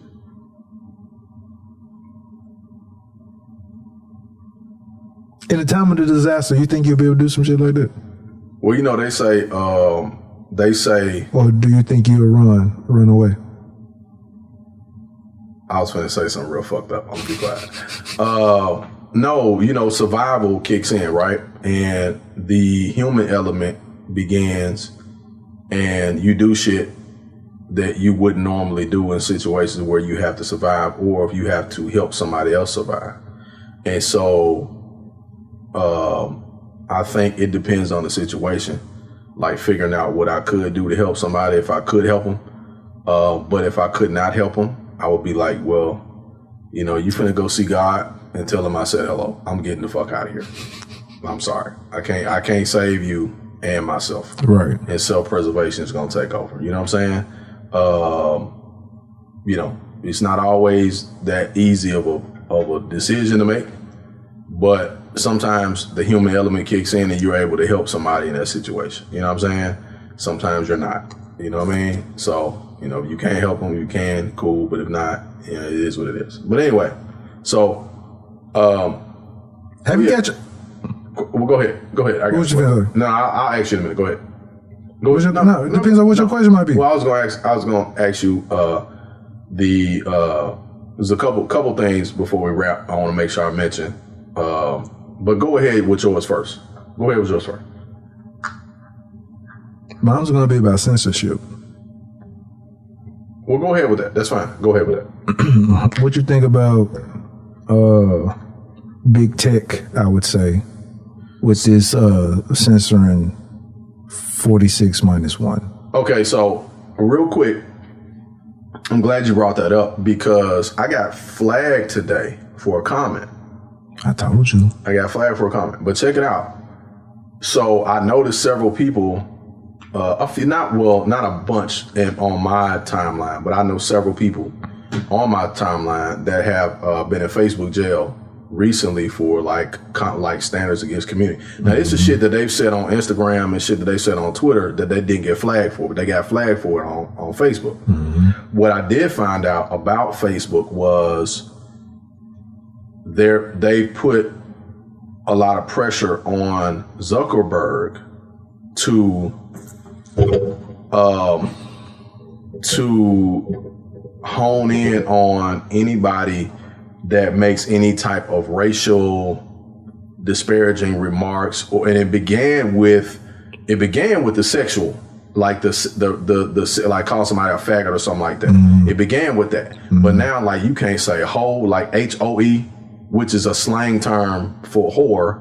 You can actually say the word whore, but you can't say hoe, which is dumb as hell. No, it's not. It's because it's the algorithm paying attention to the slang. But I'm gonna get to that because I saw 2 TED Talks over the weekend. I watched them in particular, and there is some very smart ass people. There's some very smart ass people on this earth that are talking about that algorithm shit. There's an Indian lady, there's an African lady, and there's a Indian guy that said that algorithms are based on data that human beings put in. Yes. The computers ain't doing that shit on their own. It's the data that's being put in that we use on an everyday basis. We use on an everyday basis. But it's the data that's fucked up. It's the data, it's the information that's being put in that is, and it started. Here's the thing here's where it started though. It started when I'm gonna tell you when it started. It started when when you used to have to type in the image of black or something like that, and you used to come up with monkey, and they had to change the shit.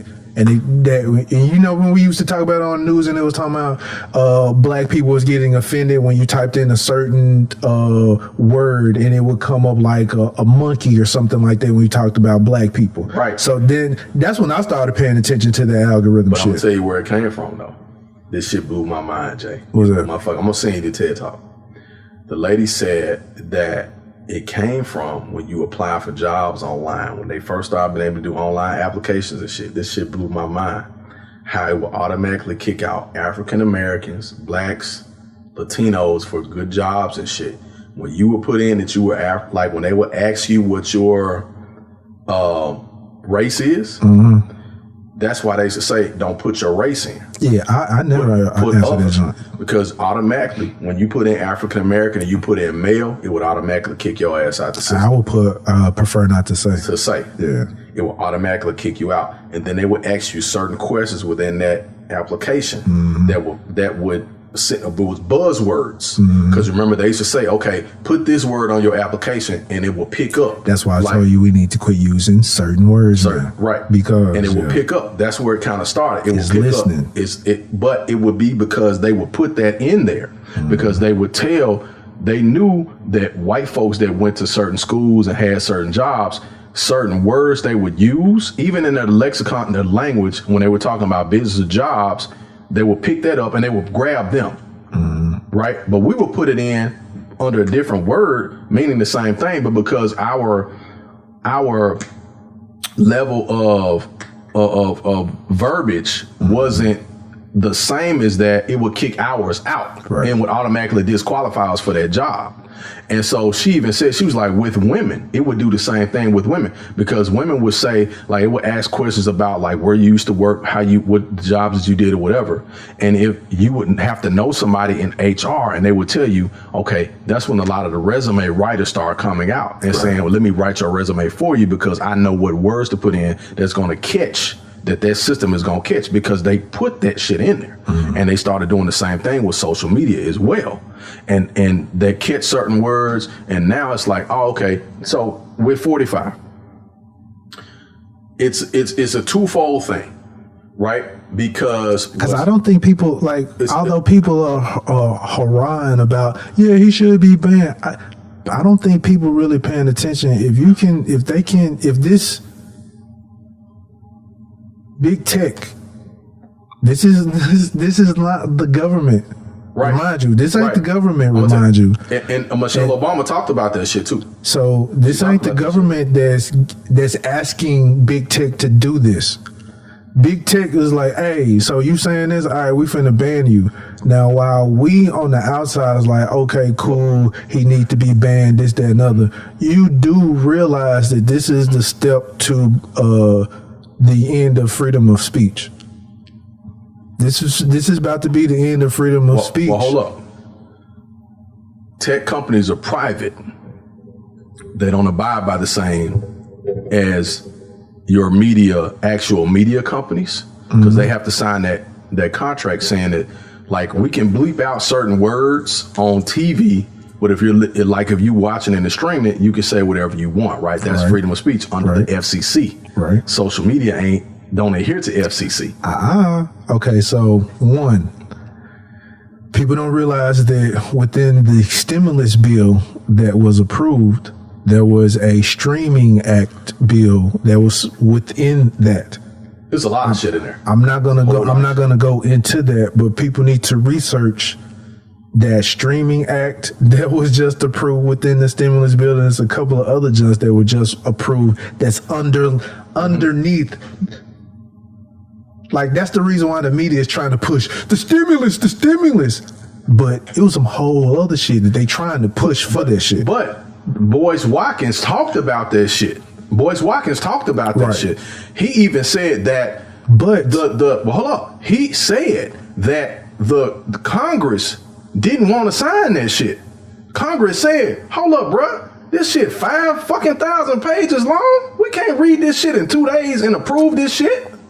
But they put the pressure on Congress to go ahead and pass it to get people money, because the money was the thing that they put out there. But all that other bullshit was for our attention. But that's what I'm saying. That's what I'm saying. All that other bullshit was under there. And they had several congressmen, Republican, Democrat, Independent, all said, like, hold up, man. Wait a minute.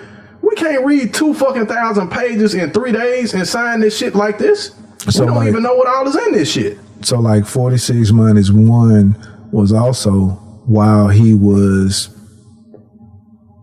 while he was in office, he was also trying to pass a bill to keep big tech from doing what they're doing now.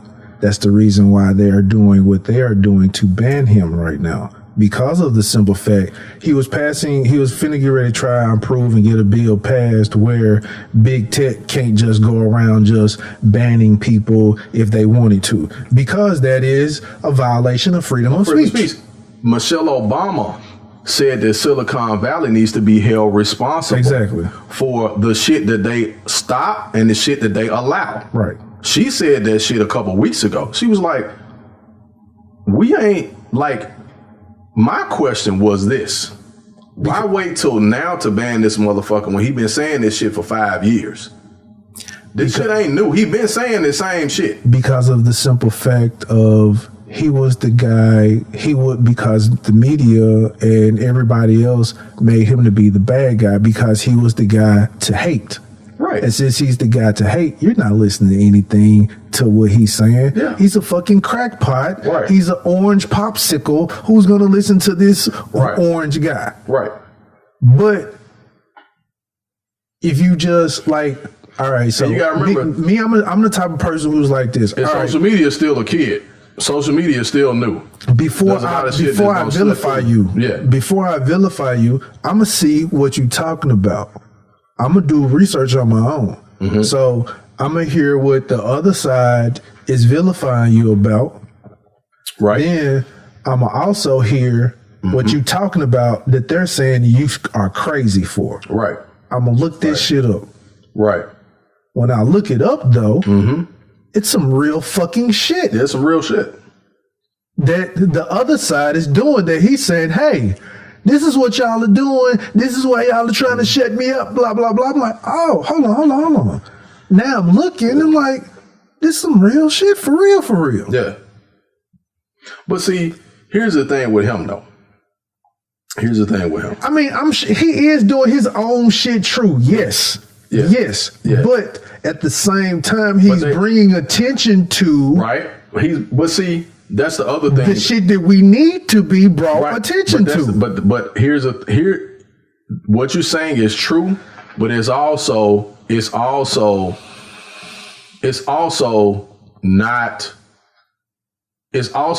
concern, but it's also not it's really not our fight. And I'm gonna tell you why. True, it's not a true. Yeah, none of it is our fight. It's not our fight. None of it is our fight. But what he is the person who is back behind the curtain is like, hey y'all, this is what's behind the curtain. Right. But remember when they took Zuckerberg, he had to go to Capitol Hill when they basically was trying to put him on trial. And they was asking him all them questions and shit because they were like, he was the representative. It wasn't just about Facebook. It was about tech as a whole. Information. The information. Like whole. Like damn. Like y'all motherfuckers, you can hold everybody's information. You can fuck up, like you can cancel some shit. Like, and that's why they grilled this motherfucker. It's more than canceling shit. Yeah, what I'm saying, I'm just using they can extort you. Everything. Okay. Point. Do you know how much power of information is like right now? Yeah. If I go through your phone and go through your DMs. Hell yeah. I'm saying, Boyce Watkins just said that shit. Like Boyce Watkins been talking about it for several years now. And he was talking about the social media lynch mobs and shit. And he was like, now, don't get me wrong. I feel like people who do wrong by other people should get what they're supposed to get. He said, but at the same time, he said, it's dangerous to put a report out about somebody that could be completely fucking made up. He said, within minutes, you got 300 people that have made us, that dirty motherfucker need to be got rid of. We need to cancel this motherfucker. And next thing you know, they pulling your videos, they pulling all your shit. You see what I'm saying? And you ain't even did the shit. You ain't did none of it. And then if you come in on the back end and get proven that you didn't do none of it, it's still like, damn, now you walking down the street, you still got shit on your name.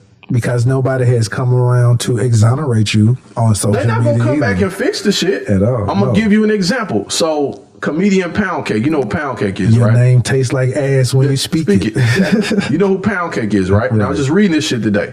Pound Cake chick and fuck with everybody, right? He's a comedian, right? Local comedian. Okay. He made up some jokes about like the sororities and fraternities and shit or whatever the other day, and they went at dude. Like, I know how sensitive. And I'm gonna say this shit. We got friends, family that's in fraternities and sororities and shit.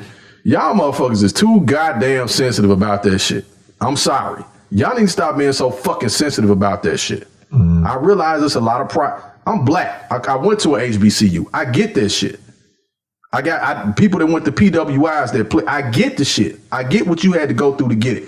But y'all need to come up off that bullshit being so goddamn sensitive about that shit when somebody checking y'all ass. Look, motherfucker, you can get checked just like everybody else can. Your ass ain't no better than no other motherfucker. But you have to realize this though. Everybody know how to take a joke. And that's true. And I get that. But coming from a comedian, hell, comedians check homeless people. They check handicapped people. They check motherfuckers with one eyes and shit. And they check babies and shit. And people, you know what I'm saying? And people vilify them for. But at the same time, remember what Dave Chappelle said? Dave Chappelle get vilified for his jokes. I know. But Chappelle said, look, let me tell y'all something. This shit that we dealing with now, a lot of comedians back in the day wouldn't have been able to handle that shit. He said, I'm gonna say what the fuck I want to. Cause guess what? When it's all said and done, my jokes ain't all on social media. I got people that's coming to my shows and listening to me. The only thing I hate about right now is everybody want to pick and choose when to have a morality clause. Hell yeah, that's the only thing. Like, and they doing the same shit, right? Or worse. So it's like, dude, don't sit up here and try to chop somebody down just because of something that this comedian said. He's trying to make light of a situation for us to laugh at or whatever, and you out here doing worse. This nigga telling jokes. You doing some real life shit. Hell yeah. He telling jokes and you actually out here fucking over people and shit. Right. You know what I'm saying? Right. Y'all mad because of that shit? Like, y'all gotta stop that shit, man. So, I mean, y'all gotta stop the shit. It's just like, man, motherfuckers, you know, folks that get mad and shit, like when what's his name, Carlton Banks be checking the church people and shit, he be doing a video. That shit be funny as hell. And some church folk be mad in them up. I'm like, what y'all mad for? That shit funny. And it's, what he's showing you is true. It's just funny as fuck. But those are those sticking their ass type of people. Yeah. They don't. Nothing is really funny. Nothing is ever really funny. You don't show no disrespect, man, to my shit, man. Like, come on, dog. Like, come on. That's a person that takes shit too serious. Yeah. Everything is too serious. Mm-hmm. You take yourself too serious. You take your job too serious. Everything is like, yeah. All right. Real quick, I'm going to give you a couple names, and I want you to give me 2 words for each. Go ahead. But I do want to say, people, you need to be mindful of this censorship shit. Be mindful of that shit, but fuck that shit. Like, be mindful of the shit, but fuck it. You see what I'm saying? When I say that, be mindful of it, but fuck that shit. Like, I'm saying it to say, like I told you earlier, off mic, about just knowing how to maneuver. Right. And still say what you got to say. Right. Know how to maneuver, how to, even if you get banned, you know where to go or be able to still say some shit or whatever. Because like I said, some of the shit that I've seen people get banned on Facebook for, they say on Twitter every day. They say on IG every day. But what happens when you're banned on all of them? People, there are people they banned Farrakhan, remember? There are people who, if you're not strong enough, will break. Yeah. They banned Alex Jones and shit. Which is interesting to me. Like, but at the same time, it's like, you know what? Because really, the Trump thing didn't get me. It was the fact that they banned Farrakhan. And they banned Farrakhan like 3 years ago, right? YouTube, everything. They banned 46 minus 1. What I'm saying, they banned Farrakhan way before that, though. And Farrakhan wasn't saying nothing but the truth. Like, he wasn't saying nothing really against nobody. He just doing what Farrakhan does, right? That was when I noticed it. Then I was like, damn, y'all banned Farrakhan for what? Like, telling the truth about what you motherfuckers be doing? Is that what this shit is about? But according to... They call it hate speech. That's what they call it. They call it hate speech. And it's not really facts according to them. According to them, right? According to them, it's not facts because where else can you produce this evidence that says this, that, and the other? Right. Outside of what you're saying. So that's all that is. Yeah. So... Yeah. But a motherfucker can talk about who fucking somebody and who dating somebody and all that old bullshit and who got kids and baby daddies and mamas fighting and shit. You can talk about it and do that shit all day long and ain't nobody gonna bother you about that shit. So I'm gonna give you a couple names. I want you to give me 2 words for each person that I give you. And then we definitely gotta talk about MLK. Definitely. I'm gonna give you a couple names. You give me 2 words for each individual. And I'm going to throw out 1 word. I want you to tell me what you think of it. Okay. First name I'm going to give you is Lori Harvey. I'm going to say fine as a motherfucker. That's what I'm going to say. Is fine as a motherfucker. All right. So, but you go ahead. Lori Harvey, 2 words. 2 words? 2 words. You a smart motherfucker, so I know you come up with Lori Harvey. Gangster. That's 1. That's 1. And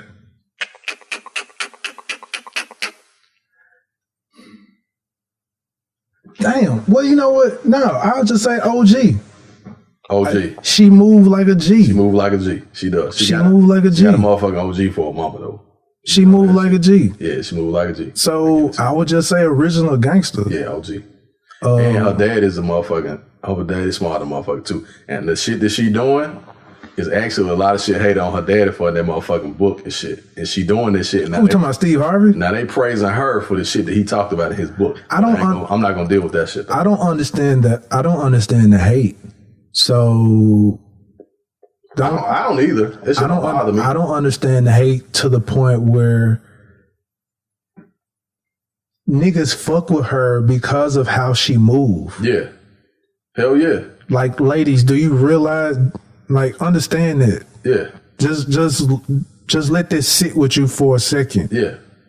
Niggas fuck with her because of how she moves. Hell yeah. You ain't Like when she she break up with a nigga, she ain't airing this nigga business out. She ain't showing DMs. She not showing dick pics. Nope. She not doing interviews. She not doing a smear campaign. She not doing none of that shit with none of these niggas. She ain't smeared Diddy's son. None of these niggas. And they ain't smeared her either. They ain't said shit about her. They ain't said she has moved on with the next nigga, whatever, and she don't say nothing about.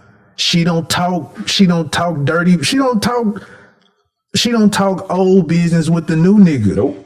The new nigga don't know about the old nigga business. And if he does, we don't know it. They don't talk about that shit. Exactly. So niggas fuck with her strictly off of that alone. Yep. Because I know my business not gonna be out there. Yep.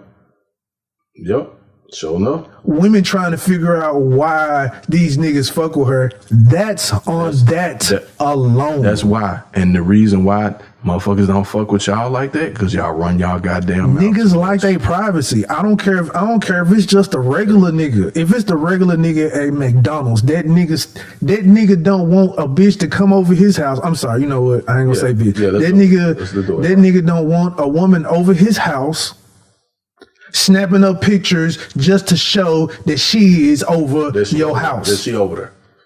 She taking pictures of the Basquiat and just so happen other people who know what your house look like and shit. Oh, she over so-and-so house. Yep. Stop it. Yep. Y'all need to cut that shit. It be cloud chasing this shit. That cloud And then you wondering why the nigga don't call you back no more. Hell yeah. She messy. That cloud chasing shit. All right, I got another name for you. So, Lori Harvey's the first one. Cause Michael B. Jordan is in love. Yeah, that nigga ain't posted a picture of his whole career. That nigga has never posted a picture of a chick other than his mama. Yep. So never took a chick to the award show other than his mama. And now all of a sudden you see all kind of pictures with Michael B. Jordan and Lori Harvey. You ain't lying. That lets you know. That's niggas respect how chicks that move like that. There you go. That's all I'm saying. All right, so let me give you another name. Let's see. Respect Lori Harvey. Man, respect. I respect you. Mad motherfucking respect. Mad motherfucking respect for Marjorie. Gangster shit. Harvey. Mad respect. Steve Harvey get my respect too. A lot of people don't like Steve Harvey. Steve Harvey get my motherfucking respect too. But see, I don't give him the respect for that because she was moving like that before Steve Harvey. What are you talking about? No. The shit that she is doing, the stuff that she doing. That has nothing to do with Steve. Yes, it does. I'm telling you it does, nigga. See, motherfucker, her last name is Harvey for a reason. She ain't carrying nobody else's last name for no reason. Steve Harvey ain't no dumb motherfucker now. You act like that's his child. That's his stepchild. It may be, but she carrying his last name. That shit means something. She could be Lori something else. She's going by Lori Harvey on purpose. That shit ain't no accident. We can deal with that later. Now, let me get to my next person. Okay. Because the other name... Anyway. We're going to move on. We'll bring fear. We'll just put that right. We'll move on. All right. So, ain't that nigga gonna talk to her. But I'm saying though, your daddy who? Motherfuckers know they know who that is. Oh shit! Yeah, they still know who that is. Shit. Who her daddy? Yeah, they know who the fuck that is. All right, so answer this phone call. Yeah. All right, so next name I'm gonna give you, Young Buck. 2 words.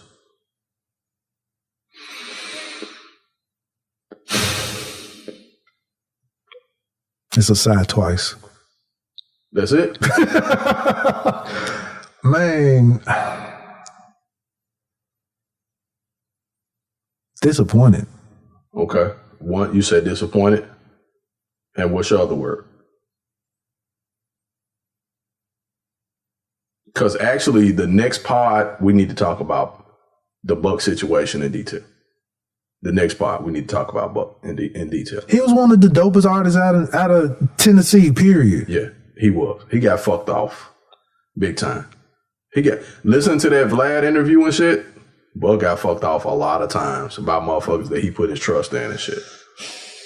And that's a whole different story. But you have to chalk at the same time. We have to have our own selves accountable in it. That's true. And he said that in our own situations. He said that. He said that too. He said that a lot of times, even like when I'm talking bad about somebody else, I speak of my accountability first. Yeah. But like, hey, I know I did so and so, this, that, and other, but this bitch doing this shit. But he ain't really, like, even in the interview, he wasn't really pointing no fingers. He was just stating facts. He was like, this is the way this shit happened. Like, this is how I got caught up. This is what happened to me. This is how the shit happened. I ain't really pointing fingers at nobody, but this is the way it went down. But you know when you get somebody that's playing the art of war, true. And he said that shit. When you have he said that shit. When you have somebody that's playing the art of war, right? All he is doing is playing into it, right? This man's master plan, right? Exactly, and that's that's why I said hold that. Okay. Because the next part we want to talk about this shit. Okay. The whole art of war, power, all that shit. That's why I say disappointment, because of that. This man's career could be hell yeah. Could be still right now. Hell yeah. And I will say because he got the voice alone. The voice alone. And I will say I appreciate DJ Paul for saying, like, man, we need to put a Buck need to put out some more. Like, I need to put my shit behind Buck voice, and he need to do some more music. He deserves to do this shit. Like, Buck should have been doing this shit a long time ago, which he was supposed to be with 3-6 anyway. You know what I'm saying? And so I agree with that shit 100%. I'm gonna give you this last name, and then we'll talk about MLK. And I guess we'll probably be around the time to wrap or whatever. Yeah. The last name I'm gonna give you.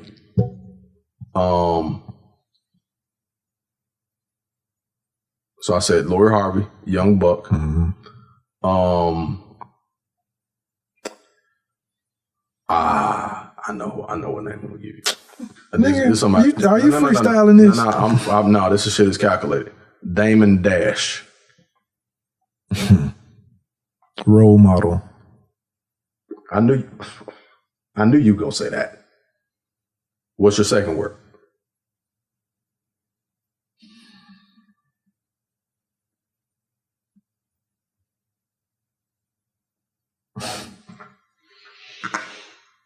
And after your second word, I'm gonna give you my quick thoughts about why I think him and Jay are gonna be cool before it's all over with. Innovator. I'll take that. I won't say a different word, but I say innovator. Absolutely. Innovator. Absolutely. I agree with that. Misunderstood. Yeah, misunderstood. I definitely will say that. Now that I follow him on IG and I've always listened to him, right? And I know how Dame is. He's animated and shit. And he's passionate. You can tell he's passionate about the way that he feels and thinks. And that whole Breakfast Club thing, a lot of people either went one way or they went the complete opposite, and they missed what he was saying when he was saying it. But I got what he was saying because I dug that shit. Like, that's from a hustler's mentality. If you got a hustler's mentality and you eat because of what you do and then you feed other people, you don't understand working a fucking job every day. Right. You know what I'm saying? Right. And a lot of them motherfuckers ain't never worked no job. Right. You know what I'm saying? You've been a hustler your whole life. You ain't never worked no job. So you don't understand where I'm coming from. And I got this shit. So we'll talk about that next part too. I put like this. I ended up having a career by mistake. I just say that. It was like, damn, I've been at this job 14 years. Yeah. What the fuck? Yeah. A lot of people, it's that way. Like, a lot of people, you don't plan on doing that shit. You just keep doing it because it's comfortable. All right. So, lastly, I will say, I'm going to say this. I don't like when people. Dame Dash actually helped me with this journey I took. Yeah. Well, see. Cause I was working a 9 to 5 and I listened to that joint and it was like, it just so happened job was going on a downsize, let me go. And I was like, oh shit. Yeah. And I kept listening to what that nigga was saying. See, for my last name, working for my fucking last name shit. I was like, bet that. You got inspiration from Dame. Blue Jay all day. I got inspiration from Hove in some different ways. But in actuality, Dame and Hove are the same person. They just different sides of the coin. But we'll deal with that shit later. All right. Because Jay got the motivation from Dame anyway. Dame and Biggs. Exactly. So, yeah. But that's why that difference is there. Because those are brothers. They're a mirror image of the same fucking person. But when I deal with that shit, let's do some deeper shit. That's some deeper shit. Okay. Let me say this, man. I have to personally say, people just don't like how Dame Dash how he come off, yeah. They just don't. That's Harlem. I just don't want him talking to me like that. That's Harlem nigga shit though. So that's a whole different thing. That's Harlem. That's ain't got nothing against what he trying to get at you. It ain't like he calling you a pussy nigga or some shit like that. Just like exactly. Yeah. That's New York Harlem nigga shit. So I gotta say, man, today MLK Day. I have to say personally, man. So what? I was saying, I think that's why I don't like DJ Envy, because how he reacted to that whole interview. But you can't, but in all honesty though, I won't say I don't like DJ Envy. I will just say that Envy doesn't understand. He doesn't understand. That nigga got emotional that whole interview. He was very emotional. Because like it had nothing to do with him when he got emotional. It didn't, but save that shit. Say this shit. Nah, okay. Because cause see, that's content for us. Like, shit. So the only reason why I say that, because I see myself, I related to Dame that whole thing, and I see myself as Dame because I misunderstood like that when I talk to people, and they be like, the average everyday person doesn't understand the mind of a real hustler. Hustler, you don't like every day. Like if you don't hustle that day, you don't eat the next 3 days. You know what I'm saying? Okay. A hustler, another hustler for justice, another hustler for change. Dr. King, today's Dr. King Day. We would be remiss without mentioning this man's name and his sacrifice and his commitment to humanity, not just for black people or poor people, but for humanity, that we have to talk about him because of what he did for the world and what he did for this city. Dr. King changed my life studying Dr. King after I got older. And it was more than just the I Have a Dream speech. It was more than just his preaching. It was more about his life and his commitment to seeing the world in a different place, and his commitment to putting white supremacist ideals on the front page of saying, like, there's no reason why people should be treated differently, not just because of their skin, but also because of them being the maintainers and creators of everything in this world. He was willing to die for that and sacrifice his family, sacrifice his livelihood, sacrifice his body and everything for that. When I had the opportunity to meet Dick Gregory in 2014, standing with that man and listening to that man talk about the civil rights movement, it changed something in me, because I wasn't really showing appreciation for what they did for us. You know what I'm saying? And how we're able to move and how we're able to do things. And I didn't understand at that time how they changed the world. Like how they changed the world. And I hear people saying shit, and let me say this. When I hear people say, ain't nothing get changed by marching, ain't nothing get changed by da-da-da-da-da. And I say, like, you full of shit when you say shit like that. You got them fucked up when you say shit like that.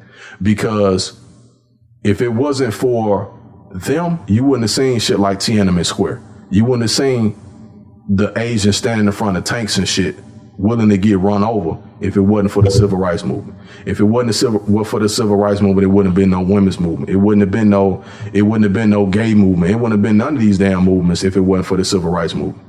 Now, there are always things that we can improve on. And there's always ways that we can step our game up. But I will never, at any point in my existence, say that the sacrifices that they made were for nothing because they decided that they didn't want to pull out pistols and shit and shoot back. You know what I'm saying? Did you rehearse this, nigga? No, I did not. This is coming from the heart. Like, this is real shit. Like, for real. And so... Oh, sentimental face. No, I'm not being sentimental. It's just, you know, like, we got to be serious and shit sometimes. You know what I'm saying? And so, seeing how this city... It don't sound like you was getting choked up and shit. Nah, I may be. But I'm just saying, like, sometimes it take this shit. Like, people need to understand, like, we're intelligent motherfuckers. We bullshit a lot, but we're intelligent, too, and we understand what the struggle is really about. And so, man, I want to say that I appreciate the sacrifice that Dr. King made. This is his day. You know, like all of the bullshit that we've heard over the years about who he was outside of the movement, like he was a human being. You know what I'm saying? Like you said earlier, like motherfuckers be trying to call people out for shit that they do and the shit that they do be worse. You know what I'm saying? But I want to say, man, how much I appreciate the sacrifice that Dr. King made for us as a people and for the world, for culture, and how he changed the world through his message and through his sacrifice. And, you know what I mean? He died right here in this city. And, you know, the world has not been the same since. And so I just want to say, man, I appreciate Dr. King being alive and being on this earth. I thank God for him. I thank God for his family. I thank God for the movement. We wouldn't be able to do what we're doing right now if it wasn't for him. You know what I'm saying? Have you ever gone to the Lorraine Motel, John? I've been there, man, several times. I've never been. Been several times. I've never been. I'm gonna have to go. I'm gonna have to finally go. Yeah. What's crazy is I haven't gone there, but I went to Atlanta and of course. I seen the house. Yeah, and it's great. It's the site. I've seen all of that. Yeah. But I've never gone to. Yeah. Yeah. That's crazy. Yeah.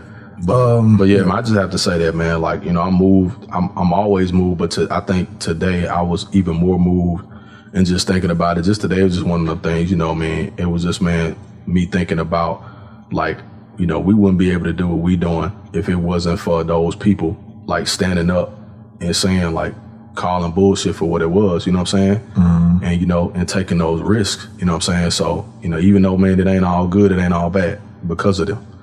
You know what I mean? Because of him. So, you know what I mean? Much love to Dr. King, to Coretta Scott King, the family, the King family, you know, and everybody that's connected to him. I just want to say, man, I appreciate y'all. Well said, sir. Thank you, man. I ain't practiced that shit either. I'm not gonna piggyback or anything like that. So that's cool. Where the fuck did piggyback come from? I don't know, man. Where did that term even come from? That's a weird ass statement. Piggyback? Somebody got on the back of a piggy? Like, who does? It just came while I was just saying. I'm like, where did piggyback come from? Never mind. White folks. But yeah, I'm not gonna. I'm just gonna concur. Yeah. And that's about it. Yeah. Well said, sir. Thank you, man. What? Oh, that was you. Yeah. Fuck knocking on the door. Yeah. I don't think you got anything else, sir? That's all I got, man. Okay. Let me see.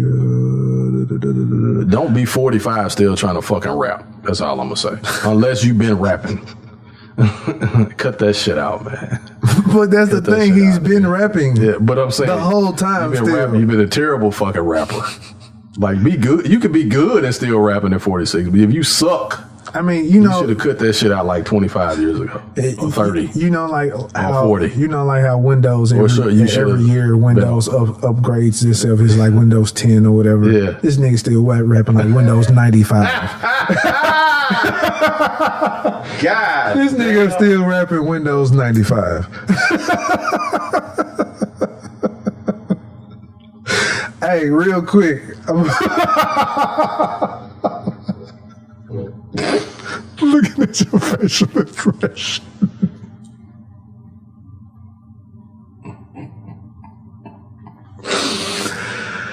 Oh my God, man. Hey, speaking of rappers, I'm gonna close out on this. You know, Last episode, we were talking about 46 minus 1 and his pardons. Mm-hmm. They were talking about he's supposed to be pardoning a high-profile rapper on his way out. Yeah. Two of them, I think, wasn't it? Who do you think those rappers will be? Then he's supposed to be pardoning Lil Wayne and somebody else? Is Lil Wayne in jail? Lil Wayne ain't in jail. Why would he pardon? They said something about pardoning Lil Wayne. I thought that shit. Hold on, let me look that shit up real quick. You pardon people who are locked up. Yeah, I know, but no, Wayne's got charges though. They ain't got to be locked up, but they can be under charges, like they can be on trial and not be. Remember, he can be out on bond and shit. But that don't mean they ass can't go to jail. The nigga gonna pardon Wayne Lucci. Hold up, man. Hold up. Okay, damn, this shit came right on up. Trump may issue 50 to 100 commutations pardons before term ends. This shit he could pardon. I want to know what high-profile lawyer. I mean, lawyer. What high-profile rapper? It says Lil Wayne. It says. Because the only ones I can think of is in jail is Kodak Black. It says several high-profile rappers. So, yeah, Lil Wayne and Kodak Black were mentioned. And it says Kodak Black didn't. Well, it says the former makes complete sense as Tunchi posed for a picture with Trump just days before the 2020 presidential election, endorsing him for president. Kodak Black didn't go that far, but he's been vocal about how he will make a $1 million donation to charity if Trump pardons him. Then they gonna pardon Bobby Shmurda. Shmurda's supposed to be getting out anyway. Shmurda's getting out anyway. That's what they said, but he got pushed back for whatever reason. I was just reading yesterday. He's supposed to be getting out like next month or some shit. Because he was supposed to get out in November. Well, he was supposed to get out in November, but they were saying he's supposed to get out next month. Yeah. Mm-hmm. Yeah. It's just interesting. And why does he have to pardon a high-profile rapper? I mean, that shit don't even make no sense to me. It don't. That's what I'm saying. Yeah. It don't. They say he's going to. They said it like he's supposed to do these things on his way out. He's going to pardon 100 more people. Well, no. I'm gonna tell you what. That's game. That's game. Because remember, one thing that 46 minus 1 likes, he likes attention.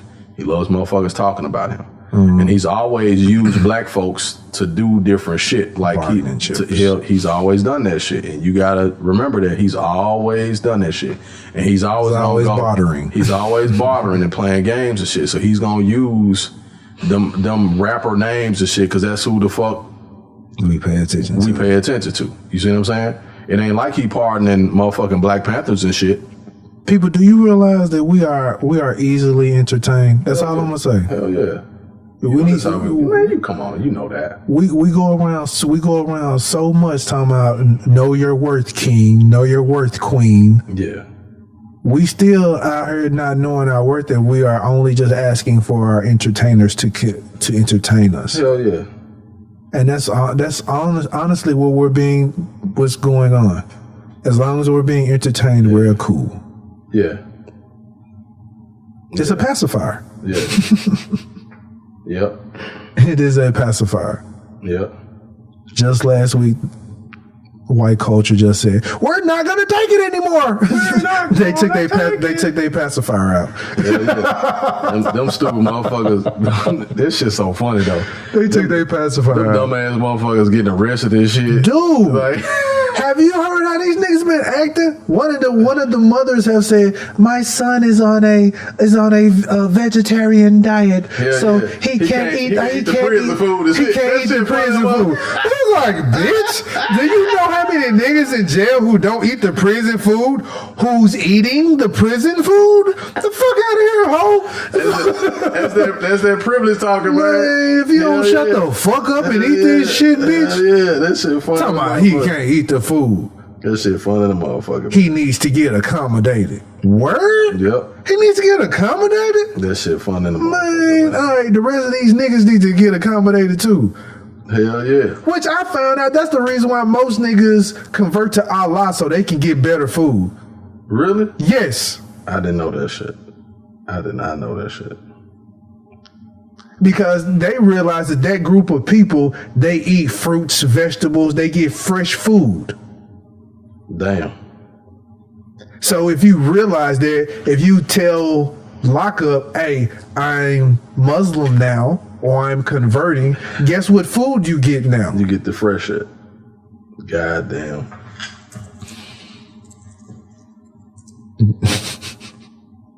This shit crazy. This shit crazy, man. It is. Hey man, free all the political prisoners, man. You gonna free somebody? Free all the political prisoners. Hey, that he ain't need to pardon Afeni Shakur. Hell yeah, pardon Afeni. You need to pardon Mumia Abu-Jabal. Man, all of the political prisoners need to free them. They ain't done nothing to nobody but tried to galvanize their people to make them better. Free all of them, every last one of them. I ain't talking about these motherfuckers that on some bullshit. I'm talking about the real ones that's been down for the people inside and out. Just trying to further get us banned, aren't you? No. This ain't. You can't get banned for asking for regular shit. Like there's petitions that's gone about asking for these people to be free. Like there's petitions that the algorithms are listening. Man, fuck the algorithms. Fuck all that shit. Fuck that shit. Fuck that shit. I'm saying fuck that shit. Fuck that shit. Motherfuckers put out. They want the motherfuckers, the dudes, the boys and shit they got for that murder in West Memphis and shit, the West Memphis 4 or 5 or whatever that shit. They did a movie about that shit. Like, cause they said that them dudes didn't do that shit. And a lot of people was like, they didn't do that shit. And they wrote letters and shit for them not, you know what I'm saying? Like, come on, you can ask for anybody to get taken out of prison. You don't believe they did that shit. I'm just saying, like, they ain't never done nothing to nobody. Like, all they did was stand up for black people, and they got arrested and put in prison for that shit. That shit is whack. Yeah. You know what I'm saying? You got white motherfuckers storming the goddamn Capitol. I mean, goddamn. Like, okay. Like, come on. Shit. Dude, and you know that nigga that we was talking about who put his feet up on the desk and opened the government mail? Hell yeah. That nigga is only getting house arrest. Hell yeah. I told you, we need to pay attention to the charges that they get. It's the motherfucking charges. That's what that shit is. Them weak ass charges. They don't trump the They don't trump the charges up like they do us. So all he gets is house arrest. Mm-hmm. Never have I heard you commit a federal crime and you just get house arrest. What kind of shit is that? But see, a lot of that shit also depends on other shit that they have done and what they did when they were there. See, they got the one dude. You need to figure out what's being said in the courtroom. But see, that's what I'm saying. Yeah. It's a whole different ball game when you're actually in the courtroom, what you get charged for. When you get in the courtroom, what you actually get charged for. Is it some people got charged with, like, what was it? What is that shit? You know, the obstruct, was it doing something to federal property or something, and then some got charged for rioting or inciting violence, and then some got charged for this other shit or whatever, and all that shit. Like, they all got different charges and shit. No matter what the charge, though, it's still fucking white. It's still fucking white privilege is what it is. Well, not only that, but it's still, no matter what it is, even if it's a minor offense, it's still, once it's federal. It's supposed to be 20 years, 10 years for that shit. Right. They supposed to put their no matter what it is. Hell no matter yeah. what it is. You ain't seen a Panther or nobody storm them with goddamn Capitol. And they put them motherfuckers in jail for 30 years and shit. And you know what's funny? The only reason why we know this is because we're black. Hell yeah. Black people, we already know how many years we would get if we did any type of a crime. Hell yeah. Hell yeah. It's a crazy way to live, but we know this shit. Hey, it's being black in America, man. Oh, man. Yes, indeed. Being black in America. Yeah. Happy MLK Day, folks. Do something positive in your life. Help somebody out. Do some shit. Have you got your money yet? I been got my shit. I got a plug, nigga. I got my shit. I'm talking about the stimulus. I got my shit. Got my shit. Damn. I ain't got nothing. Well, you know what? I ain't got no hoes. My baby mama might be listening. No, I ain't got my shit. I was fucked up for that one. I'm gonna hear that one again. I'm gonna get a phone call after this motherfucker. I know she listened to this shit. I don't have it. I was lying. This is just entertainment. I've never got any of it. I don't get nothing. I get paid $2 an hour for my job. The government grabbed mine, apparently. Oh, really? I ain't saying shit. I did probably did. But now this next one, you should get this one though. What next one? This one that Biden finna sign. You gonna get that one. Everybody gonna get that shit. Unless your motherfucking ass ain't paid child support about 10 years. Sorry, guys. You're not gonna see this shit. Sorry, fellas. Sorry. The nigga said like Dave Chappelle. Sorry, guys. I'm sorry. Sorry, guys. You're not gonna see that shit. Just give it up. Just say fuck it. Go steal it or something, but you ain't gonna see that motherfucker check. You ain't gonna see that shit. At all. What?